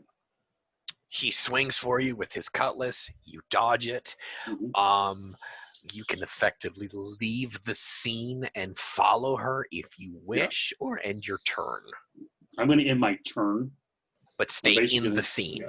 I'm going to step back. I'm going to step back from them so we're not in melee range. I want to go to short range. Okay. What was your fleet of foot action? Quick. 11. Okay. All right. He's actually going to fail by enough to the end, 4 inches of his cutlass actually bangs off of the stone, and he actually breaks the tip of his sword off. Okay. So the Jet of Kalandin is up next. There's a pause in this revolver fire as you guys have successfully pulled aggro off of him, and he ducks back into the hallway to reload his guns, really. Okay. Reloading. And probably briefly say, "Oh shit!" Right. Reloading quickly, Keith, is a gunsmith action, right? Depends on how you want to do it. So we haven't already done rules for that yet. So okay. I would just say, since we're playtesting, he wants to reload 2 of his weapons and then fire 1. I would say in a round he can reload 1 weapon. Okay. So he can reload 1. If he has 2, he can reload 1. That would be the equivalent of an attack action. And he can actually fire the other one. So if it has a round in it. Attacks, what can he do? He could do 1 attack and reload a weapon. Okay. And then alternate and fire 1 weapon and reload the other one. Right, so he gets that -1 penalty because he is doing sort of something else. Okay. All right. So he's going to do that. Would be a DC, actually a TD12 gunsmith, right? Yeah, if you want to do it that way. Moderate. Okay, so yes, he does do that. So there's a pause in the fire from across the courtyard, and a pause, and then 1 run goes off. So he's going to attempt to slay one of the guys. Actually going for Kandus. And hey, Keith, roll me a crit on the crit table. I roll a 7. And that is? On the crit table is a 7 is a lower limb. So was it odd or even on the attack? It was even. Is that his So right leg? Even is right leg. Okay. So basically takes the leg I got from under him and he rolls damage normally. So if he gets him like behind the knee, how does that work if I'm prone? Or he's not attacking you. I thought you said Candace. He's attacking somebody who's turning to attack you. And I would think if you're prone, it just means you don't fall down because you're already down. Right. You just happen to hit your leg. So what? Upper angle shooting down could possibly happen. He's taken out one of those guys. That is his action. So the tribesmen, there are 4 that are going to swarm up the stairway to Lortov here. And we've got 4 attacks coming in. And you're still prone, correct? Yes, I'm still prone. Oh, fuck. Okay, cool. I also didn't think they could reach across to me in a single round either. So they were in the courtyard. They're moving up the stairs to you. Well, there's 4. We'll say 2 are coming up the stairway, and then 2 are coming across the catwalk to you. So you're being not flanked, but they're coming at you from 2 different angles, forward angles. Well, reroll characters. I killed a Jeddak and I'm going to die. No, wait, hang on. Unless you rolled terribly, none of them rolled higher than an 11. How many defenses do you want on me? Just 2? 4. 4. If you roll high enough on your first defense, none of them are going to hit. So if you roll higher than, if you... I got 25. Yeah, no, none of them hit. If you dispatch at least twice on multiple attacks coming in, none of them land. Is how that works. Did I take any penalties from prone for defense? That was 25 without penalties. Not enough for it to matter. Fair enough. Enough for it to matter. Note to self: make modifiers and stuff for being prone and things like that with firearms. Yeah, Keith. Thank you. Playtest. Thank you. Awesome. That was the tribesman. Candace is the next to act, and you have 4 very colorfully dressed, scantily clad tribesmen with very, very pretty weapons attacking you, standing over you, and you're laying on your stomach.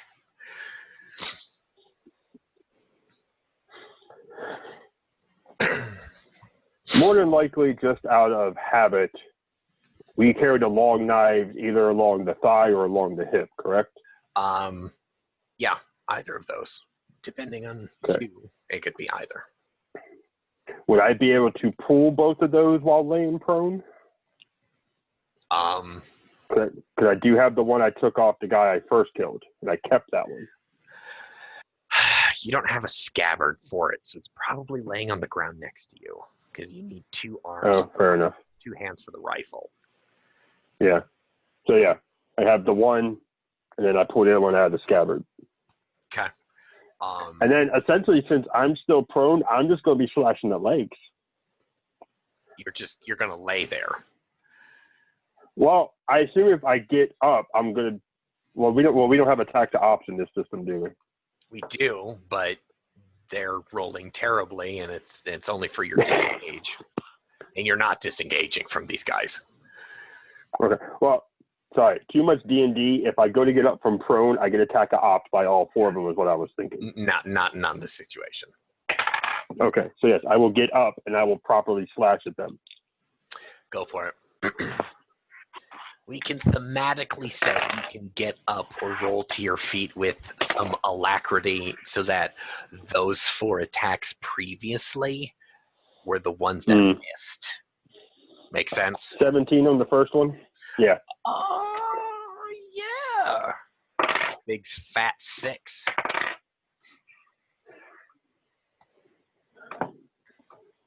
And 18 on the second one. God damn it! I can't roll higher than a 13 or a 14 tonight. So how much? Roll damage for both. All right. Do I get any dispatches on those? You dispatched twice on both. So 12 to the first one. He's down. And 13 to the second one. He is also dead, so you can describe for us how you reap these two poor bastards. All right, shit. so Go for it. You said they didn't flank me, but they kind of. So was it like a U shape surrounding? Yes, they're kind of in a crescent moon half circle in front of you. Okay, so the way I probably see it is when they come up. Do they come up all at once and all like slash at me all at once, or is it like 1, 2, 3, 4? 1, 2, 3, 4. The Okay. ladder. Good. That's good. That's what I was hoping. So essentially what I kind of figured happens is as I'm dodging it, I'm literally doing like the whole dodge roll thing. Mm-hmm. Like you see in the movies where one of them stabs down, you dodge out of the way. The other one stabs down, you dodge out the other way. Yep. That's what I'm essentially seeing myself do. And on the fourth one, I'm able to go Counter. I'm able to go basically stomach, but I have my hand on the long knife and I use it to kind of push up. And as I push up and I'm coming back up, I essentially, I block the last one and that's when I come in and basically gut him. And then as I'm doing with that, I will actually cross over with the one I blocked with to cut across the chest of the second one. Beautiful. And then pretty much look at the other two and just say, Come on, the machine god. I killed your Jedek. I killed a Jed. I can kill you too. Come on. They're not aware that you've slain their Jeddak yet. Oh, I fucking tell them. Your Jedek's dead. Beautiful. Pretty little headdress and all. Awesome. They'll react on their next turn. As you are disengaging, what is the next few moments of Lortov's turn? As he is the next to act.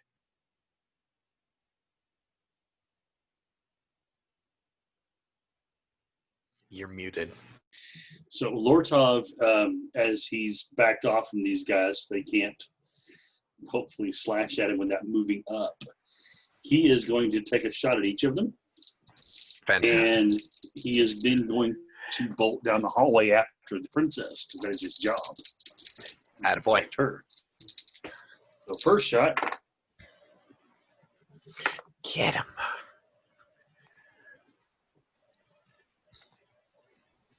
Three eights. Oh, fuck off. Come on. No, really. Really. This is an excellent playtest. Excellent playtest. Yeah, for the players, yeah. He Yeah, 33. He can't answer that. Honestly, okay. The second one got a 9, Keith. They only have a +1. That's a 10 on the second one. Oh, he wasted all the juice on the first attack. Apparently. Oh, okay, come on now. Oh, quit. This that guy got the crit last time. It's 3 8s, 2 3s. Yeah, the second one you missed him too, so you can roll damage on the first. So the first one, that's gonna go straight to a crit. So that's gonna be number 2 on the crit. That is which is center of mass shot, no additional damage. So roll it. 6 points of damage. All the dispatch. All the dispatch. Plus 5. So that's 11. That's the guy that you cut up before. Or it's like, well, Guy got wounded before? in there. Yeah, he's the one. He took a grazing shot before, and Okay. he is down. You may describe for us how you slay him. All right. So that shot, he lines up that shot perfectly because the guy's backlit by the light outside the courtyard. He lines that shot up, looks down his barrel, and pulls that trigger. The bullet itself actually hits the guy square in the hollow of the neck. You have slain the Jed of Rod. All right. So the other fellow, he doesn't shoot. He doesn't. He fires at him, What? and the guy was able to duck around the corner there. And at that point, Lortov is going to bolt down the hallway. We're just killing Jeds left and right, aren't we? Oh yeah,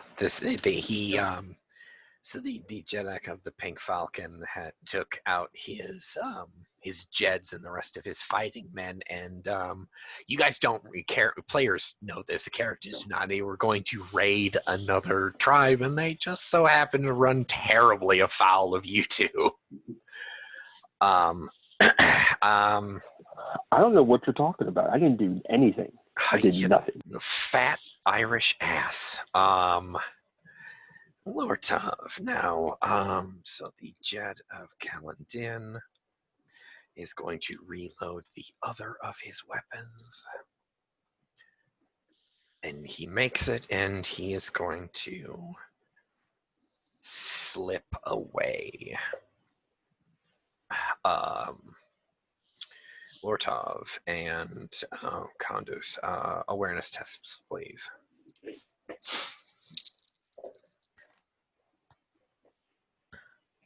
As he's making stealth roll.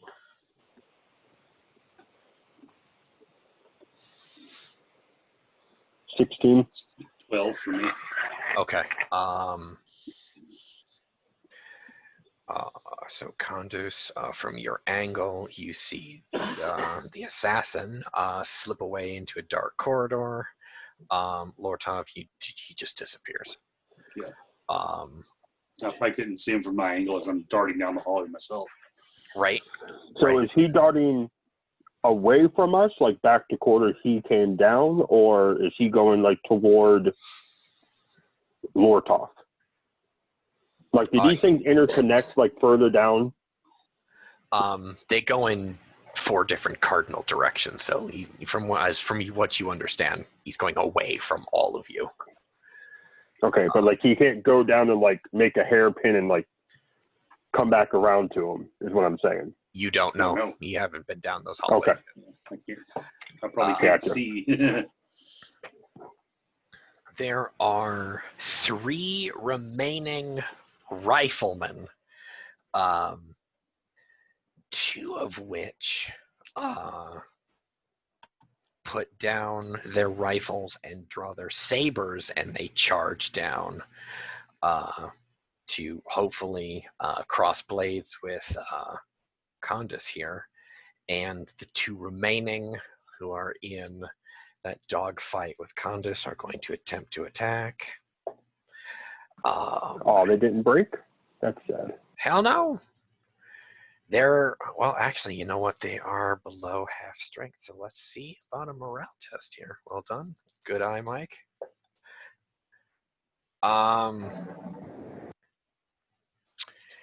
They're the fighting men are going to attempt to break, but the Jeds behind them, the 2 remaining Jeds, are going to be like, "The fuck are you up to? Get your ass back down there, back to the front." And these 2 Jeds are going to charge down. So they try to leave, and their captains tell them to get back, and that is a 27 on the first attack in Candace.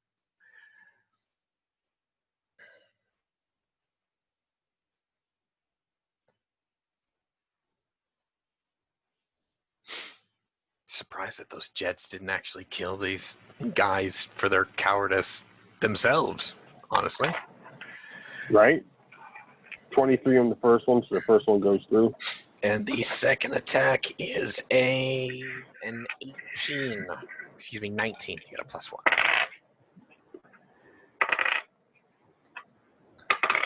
Second one doesn't get through. 31. 31. Okay, so rolling damage on the first attack. Oh my god, really? 3 points of vitality damage as a cutlass slices into the meat of your right shoulder here. Keep in mind, you guys have basic harnesses, so that will reduce 1 point of damage for you guys. One. Damage suppress 1. Okay. Maybe I should have swapped up from the one I killed that guy with. You should have, but you can't right now. Well, I know I can't right now. I didn't want to waste the time before. So, Candace, as you take that attack, you are the first act. Okay, so I just have 2 guys on me still? Or do I have 4 again? You have 4. Okay. So was it the Jeds that attacked me and the other 2 just kind of standing there saying, I don't want to do this? No, those are the 2 fighting men that tried to attack you. Okay. The Jeds are actually behind them. Okay. I guess we're going to be cutting people down. Do it. Do it.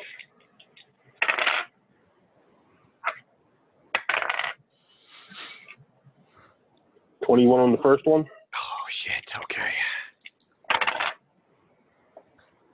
That one doesn't get through. How about the second one? 20 on the second one. Oh, shit. He crit fails. Son of a bitch. Ah, fuck. Okay. And that's an 8 on the crit roll. God damn it all. Eviscerating hit from melee combat. Victim takes vitality damage as normal, but has moderate bleeding, so roll damage.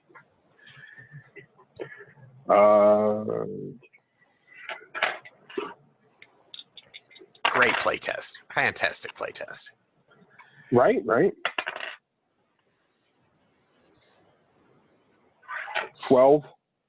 12 points a day. Yeah, he's done. You can describe for us how you slay that fighting man, that warrior. I missed the first one, right? Yes. Okay. The second one, excuse me. So, yeah, I'll take that first blow from the previous round. I assume he kind of just like stuck me in the side or something, or just slashed me at the side, or he slashed me across the shoulder. That's right. Yep. The meat, the soft meatiness of the shoulder. You wouldn't try to take out my damn shoulders, man. I know, right? Renders the arm useless. Right? I know. I did to a couple people. Right? No. Yeah, he'll take that first hit, and he'll block the second one, and then on his turn/counter, he'll actually try to come up and slash at the guy who hit him with the bad arm. And that's actually what comes to why he misses.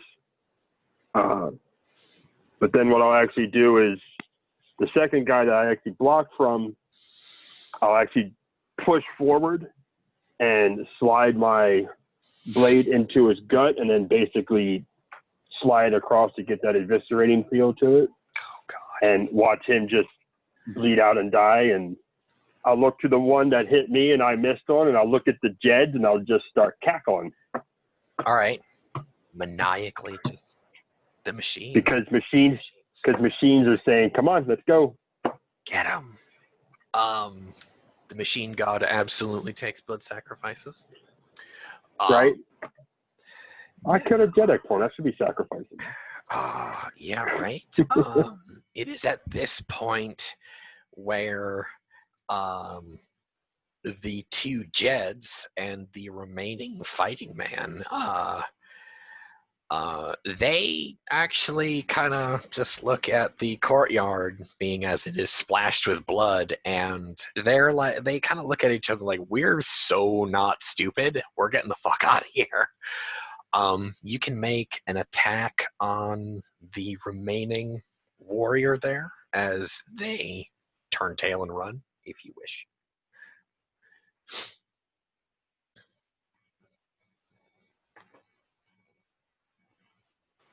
So essentially the three I just fought are saying, fuck this noise, I'm out.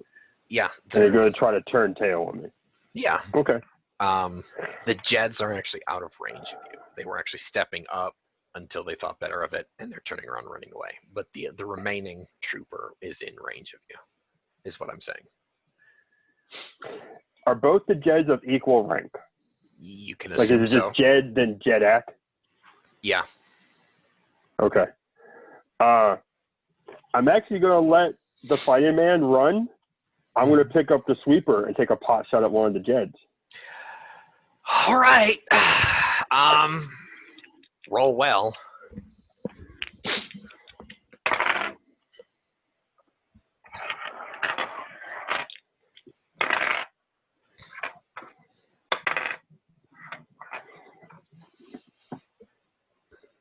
$25. 25. Oh. Oh. Oh, that was cocked, actually.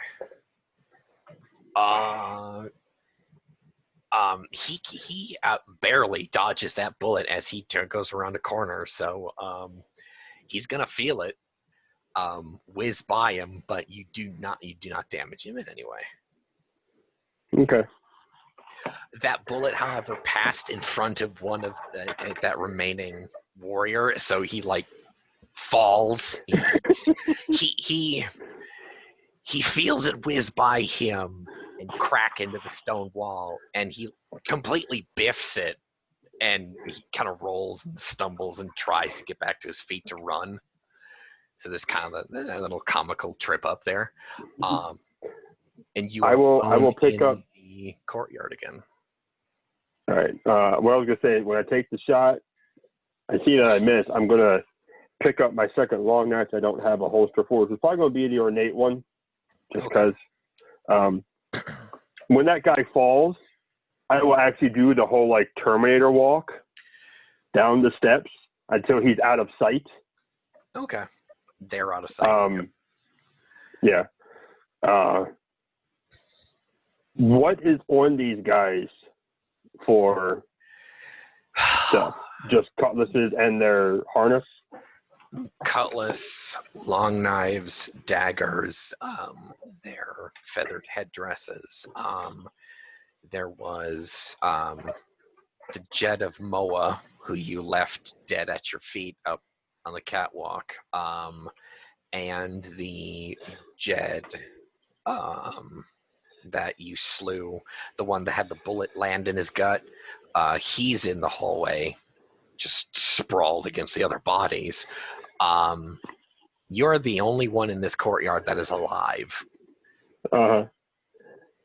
Lortov, it's clear. Get back out here. I don't think he's here anymore. But would I hear him down the hallway? Let's see. Let's hear. Roll an awareness test. Make an awareness test. I don't think so. So let's see. I have a 3 total. Yeah, no. A 3 and a 1. You do not hear him. So yeah. Okay.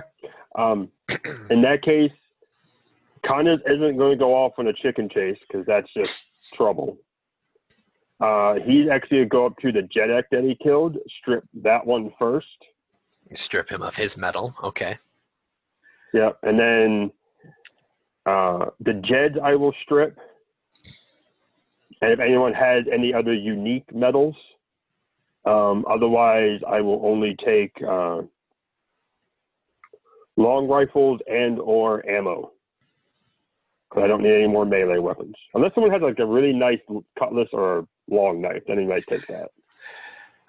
The Jedek of the Pink Falcon has a long knife that is particularly well made.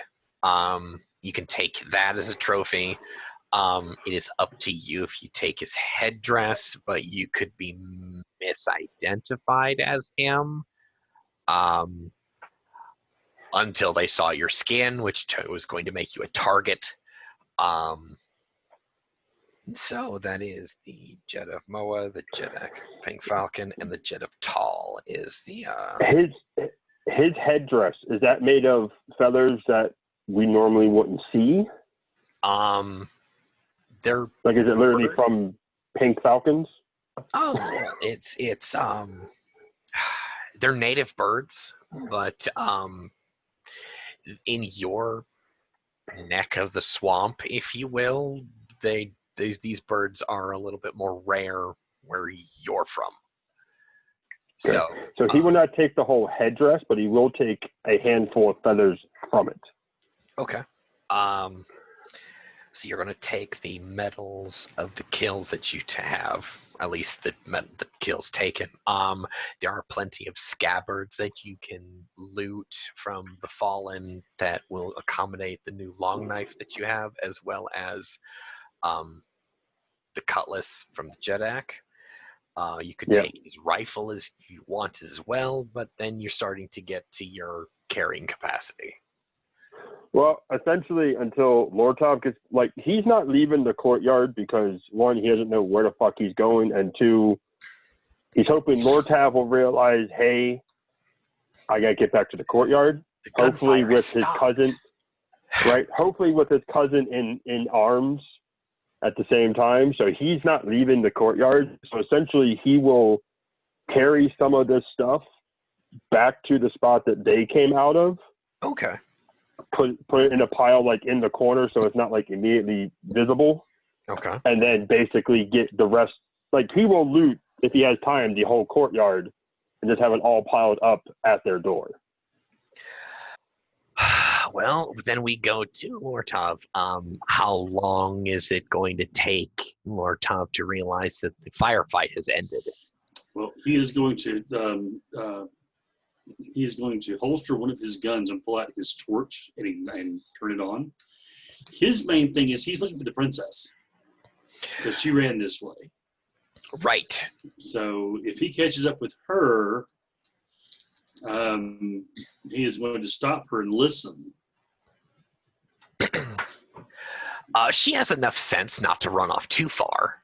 Okay, so he finds her, and then he'll stop and listen, and he'll say, I don't hear any more gunfire. At which point he'll say, okay, let's go back, but be very cautious. He'll start heading back. She's in tears, this poor thing. Okay. No. So just stay with me. Don't grab onto my arm like you did before, but hold on the back of my harness. So. She'll hold on to one of the belts of your harness. Okay. And we'll begin making our way back. So it might take a few minutes for the lights to start brightening there, but once he gets close enough where he can actually see, he'll extinguish the torch and go out and sort of peek out to see what's going on. You walk back in on Candace, wrapping up his looting of the Fallen, if you will. Okay. Well, in that case, he'll look around. If he notices that, he'll definitely go and take a couple of harnesses from the ones that he took down.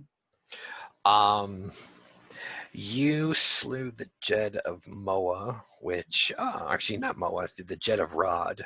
That was the one that got shot to shit before you left. Okay. He's wearing an ornate harness. He has an ornate cutlass. That is the cutlass that did not get snapped. Okay. And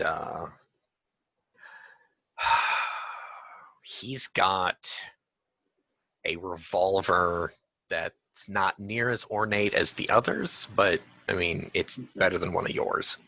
Okay. Well, then I'll take the harness and the revolver. I'm not necessarily the cutlass thing.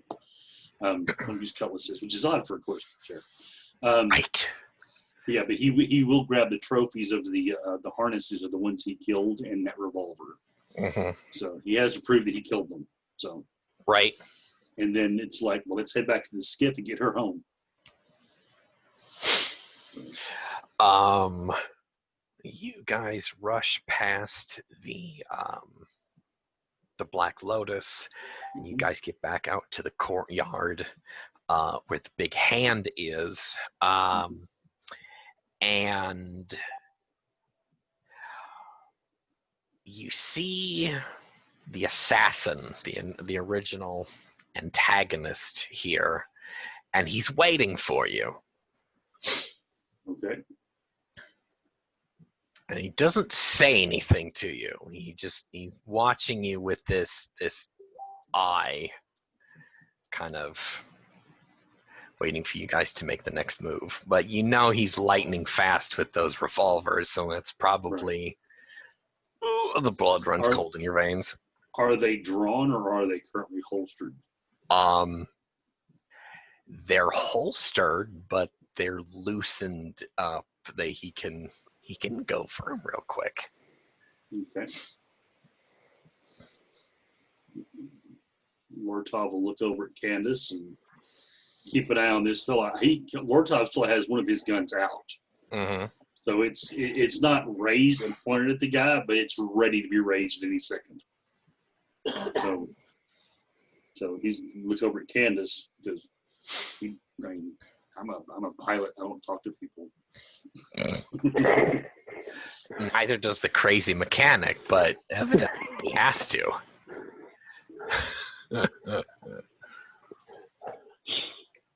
Oh, let's see. Is he going to be an asshole when he does this? Oh, yes, he's going to be an asshole while he does this. Oh my god, of course. Awesome. Okay. So This could be a TPK. Of course, We'll see. Of course, his arms are probably full of this fucking loot, which, of course, he sees the assassin, he's going to drop it. Wait, you're not wearing the harnesses? Come on. How many can you wear at once?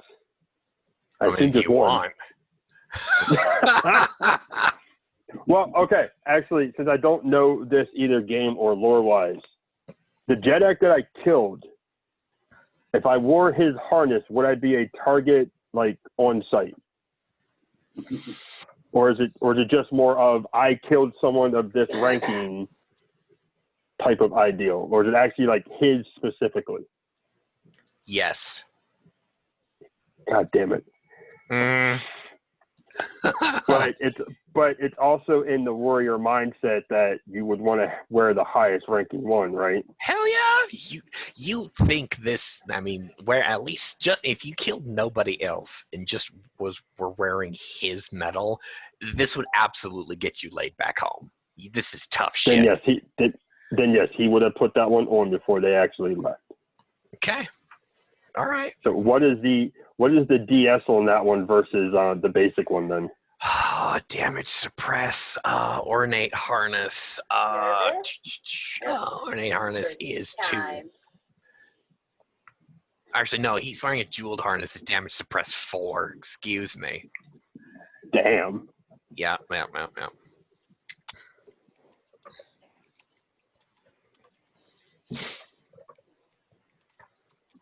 Okay. So yeah, any of the other loot that Candace had, he would have dropped. The sweeper. Well, he was wearing jeweled greaves too, which would be You didn't tell me that part. Damage suppress 2. You probably have those on. Anything that the Jeddak or the Pink Falcon would have had, I am now wearing. All right, fantastic. So you're wearing his jeweled greave, his jeweled harness. Except for his headdress. Except for his headdress. Is Lortov actually wearing any of the loot? I mean, there's plenty of ornate greaves and bracers. Yeah. Whatever exactly. He'll put on anything currently that's better than what he had. So he'll have the best stuff he can possibly have at the moment. So right. He'll also throw it on the princess too, just to be safe. Right? Here, honey, wear one of these. Yeah. Okay. But no, did any of the ones that I killed have any pistols, or was it just the long rifles? I'm gonna say total there were 2 revolvers. Okay.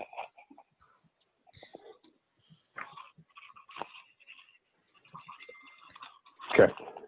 So he would have the Jeddak's cutlass. Did the Jeddak have a long knife or just a cutlass? Just a cutlass. He only came with a cutlass. Okay, I would have Jeddak's cutlass, one of the Jed's long knives. Okay. In a holster on my hips. Okay. I had my own pistol to begin with. If I found one or both pistols that were both better than mine, I would swap them out. Otherwise, I would have mine and one of the other ones both in holsters. Okay. The rest of the loot gets dropped at our feet when we see assassin guy, and I have one hand on the Mars sweeper, just not bringing it up yet. You have 2 rounds remaining, I believe. Yes. 2 or 3 rounds, something like that. 2 rounds. Yeah. I had 7 altogether, and you took a lot of people out. A few of those he took out with one shot, though. Right. Yeah, right. I'm not counting that one. I did 4 shots. I did 4 shots. I have 3 left. Okay, awesome. 1 in the chamber and 2 on the 2 on the belt. Yep. Now, So yes, I will look at this guy. Sorry, are you going to describe him for us? Or is he going to get ready to talk? Because I was going to talk. No, I won't describe him for you. He is standing. Okay. Kind of just off to the side of your skiff, and I mean his revolvers are in the holsters, but they're unbuckled. I mean, he's wearing his ornate harness and greaves, and he's got bracers on. So I mean, he's got rocking a similar kit to you guys. He doesn't say anything to you, but he just kind of looks at the girl and looks at you guys. Like he's kind of waiting for you to hand her over. So Candace being kind of on that serotonin high from the fight, as well as just the machine spirits kind of being all giddy for him, he's going to look at this assassin and say, wait, don't tell me. The princess or our life, right? Just completely like mad cackling smile on his face the whole time. His eyes narrow to slits.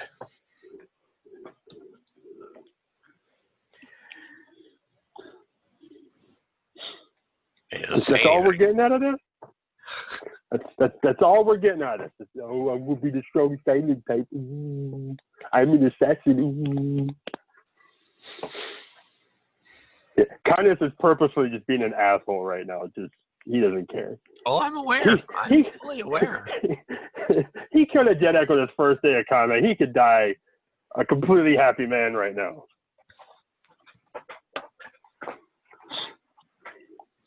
There's no middle ground here, is what we're saying. You're just going to give me the silent treatment until we hand over the girl, or one of us raises a weapon, and it's going to be a bloodbath again. And I don't really think any of us want that. He draws a revolver. As he does, raise my gun and shoot.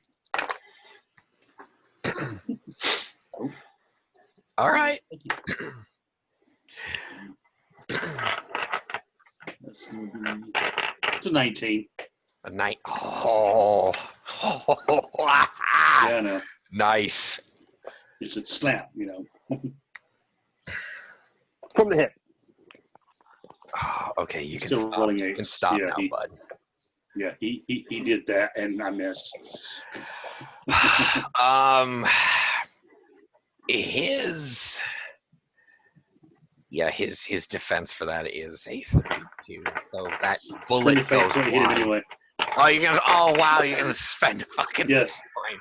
Okay. Roll damage. It's the big bad. It's the big bad. Roll damage is normal then. On a one-shot campaign. So yeah, we might as well spend the fucking fate point. Come on now. Yeah. 14. 14. Roll an 8 and a 6. All right. Doesn't the damage explode? Yeah, I rolled an 8. I rolled an 8 and then I rolled a 6. I only get one. Oh, D8. then the 6. Okay. Sorry. He's got to make an armor test now. God damn it all. Suppress.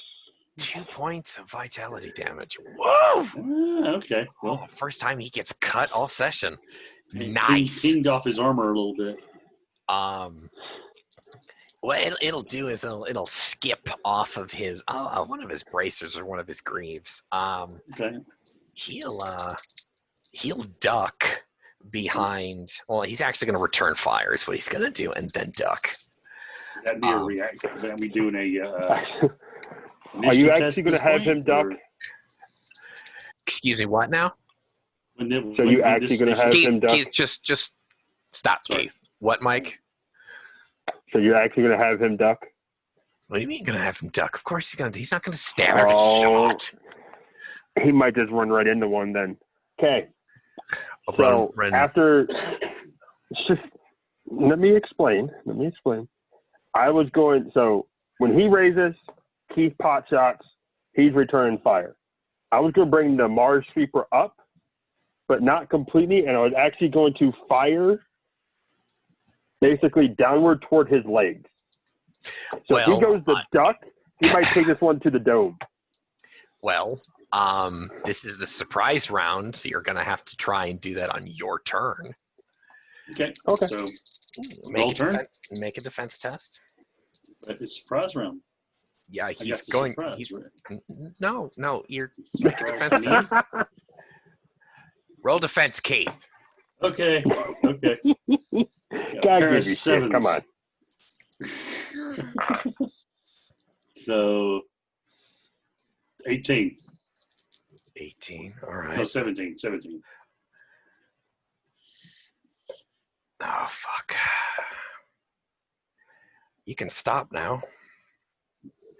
Fuck here, hang on. That was horrible the whole session until the big bad, and he's going to start fucking critting us. Because it's a fucking big bad. I'm telling you, I was trying, okay, to just stop. Just hush. And apparently it was building up to this. I don't know what to tell you. So he's got a 28. Damage? 20 on damage? 28 on his attack against you. As you roll. Oh, yeah. He gets to roll on his nice little crit table. God, really? Does he? God damn it. Okay. Yeah. So shall I roll for it? Sure. Get a 2. Get a 2. Sure. Get a 2 to a 5. 2 to a 5. I rolled a 4. There we go. What is center it? Mass. That's a center mass, no additional damage. 2 to 5 is a center mass shot, no additional damage. So. Okay. All right. Just it's a small arms. It's only a D8. God damn it. Okay, cool. Oh, you suck.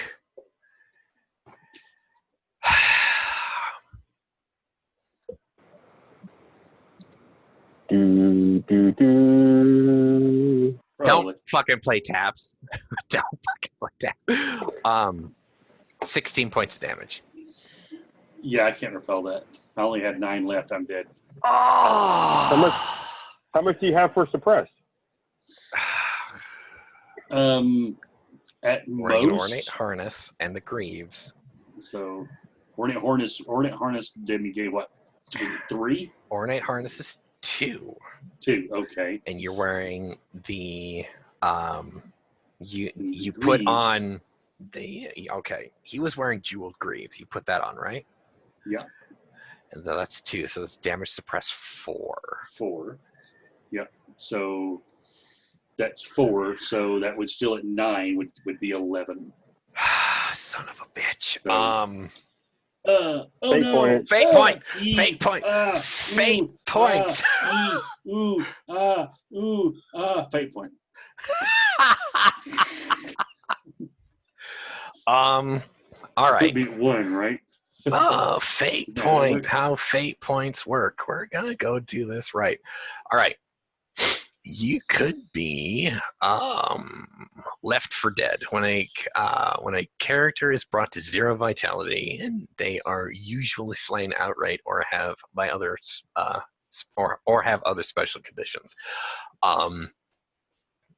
See Pizale. Now, if a character chooses to spend a fate point here, the character appears dead to a casual onlooker and would easily be mistaken as deceased and passed over. Should some force intervene and the character recovers in some twist of fate, should be described as a soliloquy. Now, what we'll do is soliloquy after we will basically roll initiative and see who actually goes first here. Candace, make reaction then. I got a 14, so roll higher than a 14, please.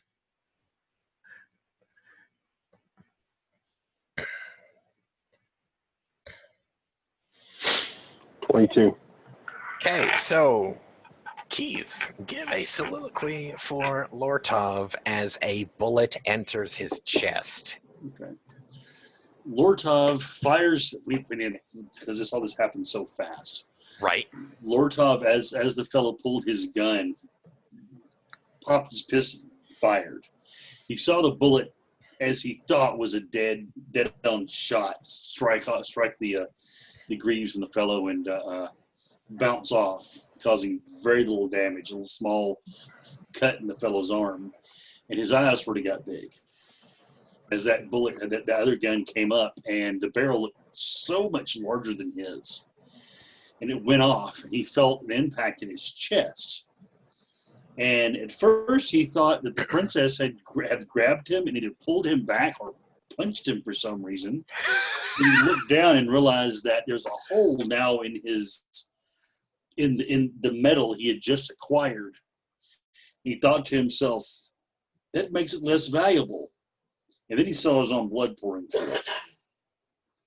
As his eyes began to swim, he looks up at the fellow with a confused look on his face.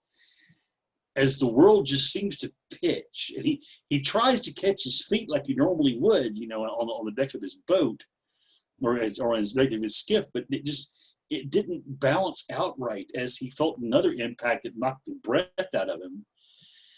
And he tries to take a deep breath, but just doesn't seem to be able to, as everything just goes dark. He loses consciousness.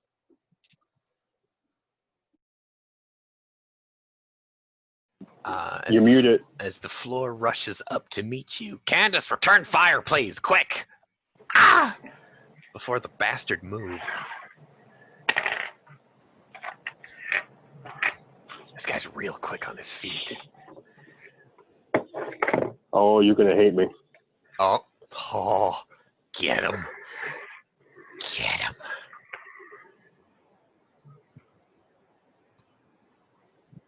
Check Facebook. Oh, did you crit? Oh, yes. Do it. Fuck. So yeah. Yeah. Since it's actually gonna be a full round, yeah, I will bring up Okay. that Mars sweeper and just basically try to blow out his chest. Roll damage. Not roll damage. Roll attack. Go for it. Oh, I did. That was the crit. Oh, that was the attack. Oh my god. That's why I said you're gonna hate me. Okay. Because right. I literally that's pulled totally up fine. that Mars That's sweeper fine. and That's fine. Roll yeah.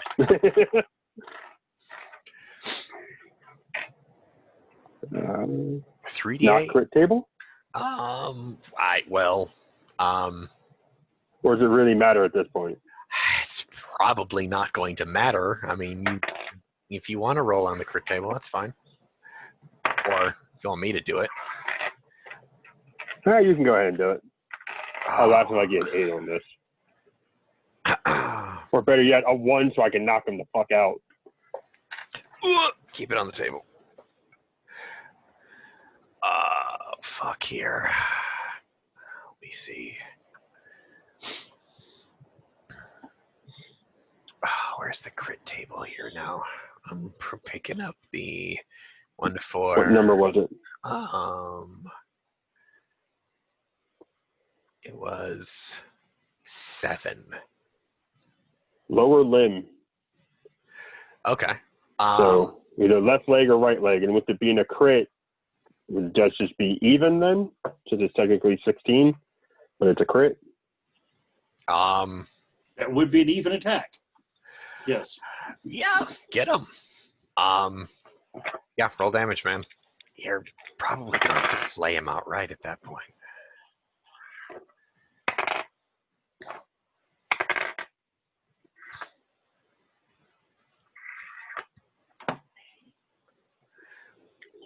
$30. 30 points of damage. And 30 points of damage and a busted leg. Oh. All right. What's going to end up happening is he's going to use a fate point. he could. No. And be left for dead? No. He so rewinding a few seconds here, the exchanging of fire with Lortov, since both guns are seemingly go off at the same time, and he kind of goes into he takes the shot, and then with his reflexes, he tries to take a side step, and then turn. But as the marsh sweeper actually comes up, you're going to basically shoot him in the thigh. And that's going to, obviously, it's going to rupture his femoral artery with all the damage that bullet is going to do. With him moving, it's basically going to take that leg out from under him, and he's going to crumple, and he'll die with kind of a sardonic half grimace, half smirk on his face, and that'll be the end of the Jed of Kelendin.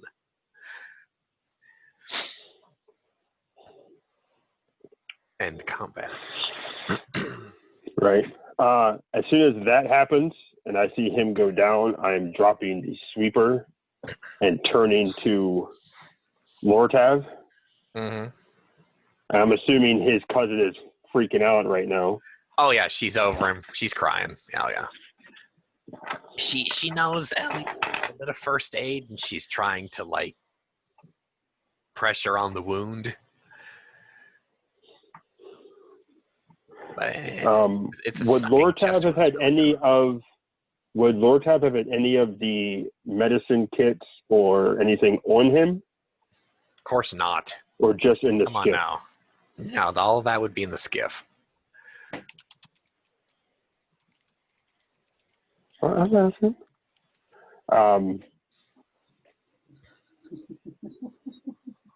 I know it's right there, but precious seconds, my man. Precious seconds.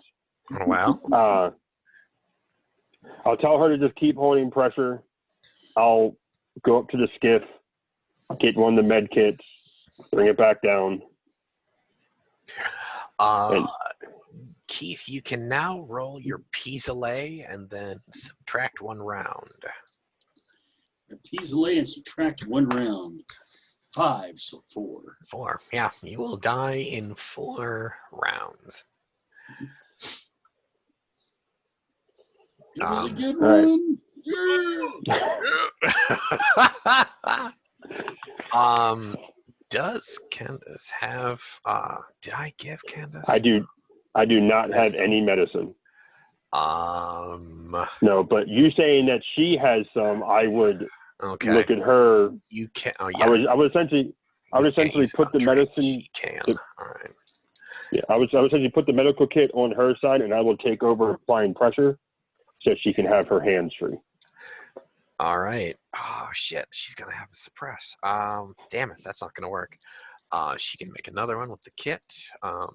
You get 2 attempts to stabilize somebody, or you can stabilize 2 people with 1 kit. Is how that's going to be working. And they don't exhaust like poultices do. According to the party that you said, 2 medicine kits were enough for 3 medicine tests each. So according to you, they do exhaust. They don't exhaust like poultices do after 10 days. Oh, okay. That's what that's what I'm saying. They're preserved. She will Gotcha. stabilize you with an 18 on her medicine test. And yeah, Lord Tav isn't going to be walking for a while. So he's not going to die either. No, he's not. He's not going to die. She'll bring you up to 1 vitality, and you're sleeping the sleep of the ancients. Okay. And with So- that, you have successfully recovered the Princess of Pern. Yay! You guys will obviously load up all of the loot and I'll take everything that motherfucker has, by the way. That's fine. Everything. And you'll get back on the skiff and then go home. And we will end the one shot there. Awesome. And with that will be the first playtest of Telûne, the Sword and Planet setting for the On the Edge of Shadow system. Thank you for tuning in, everybody. Hopefully we can stack more of this setting up. I think everyone enjoyed it. All right, good night all. We'll be back after the holidays.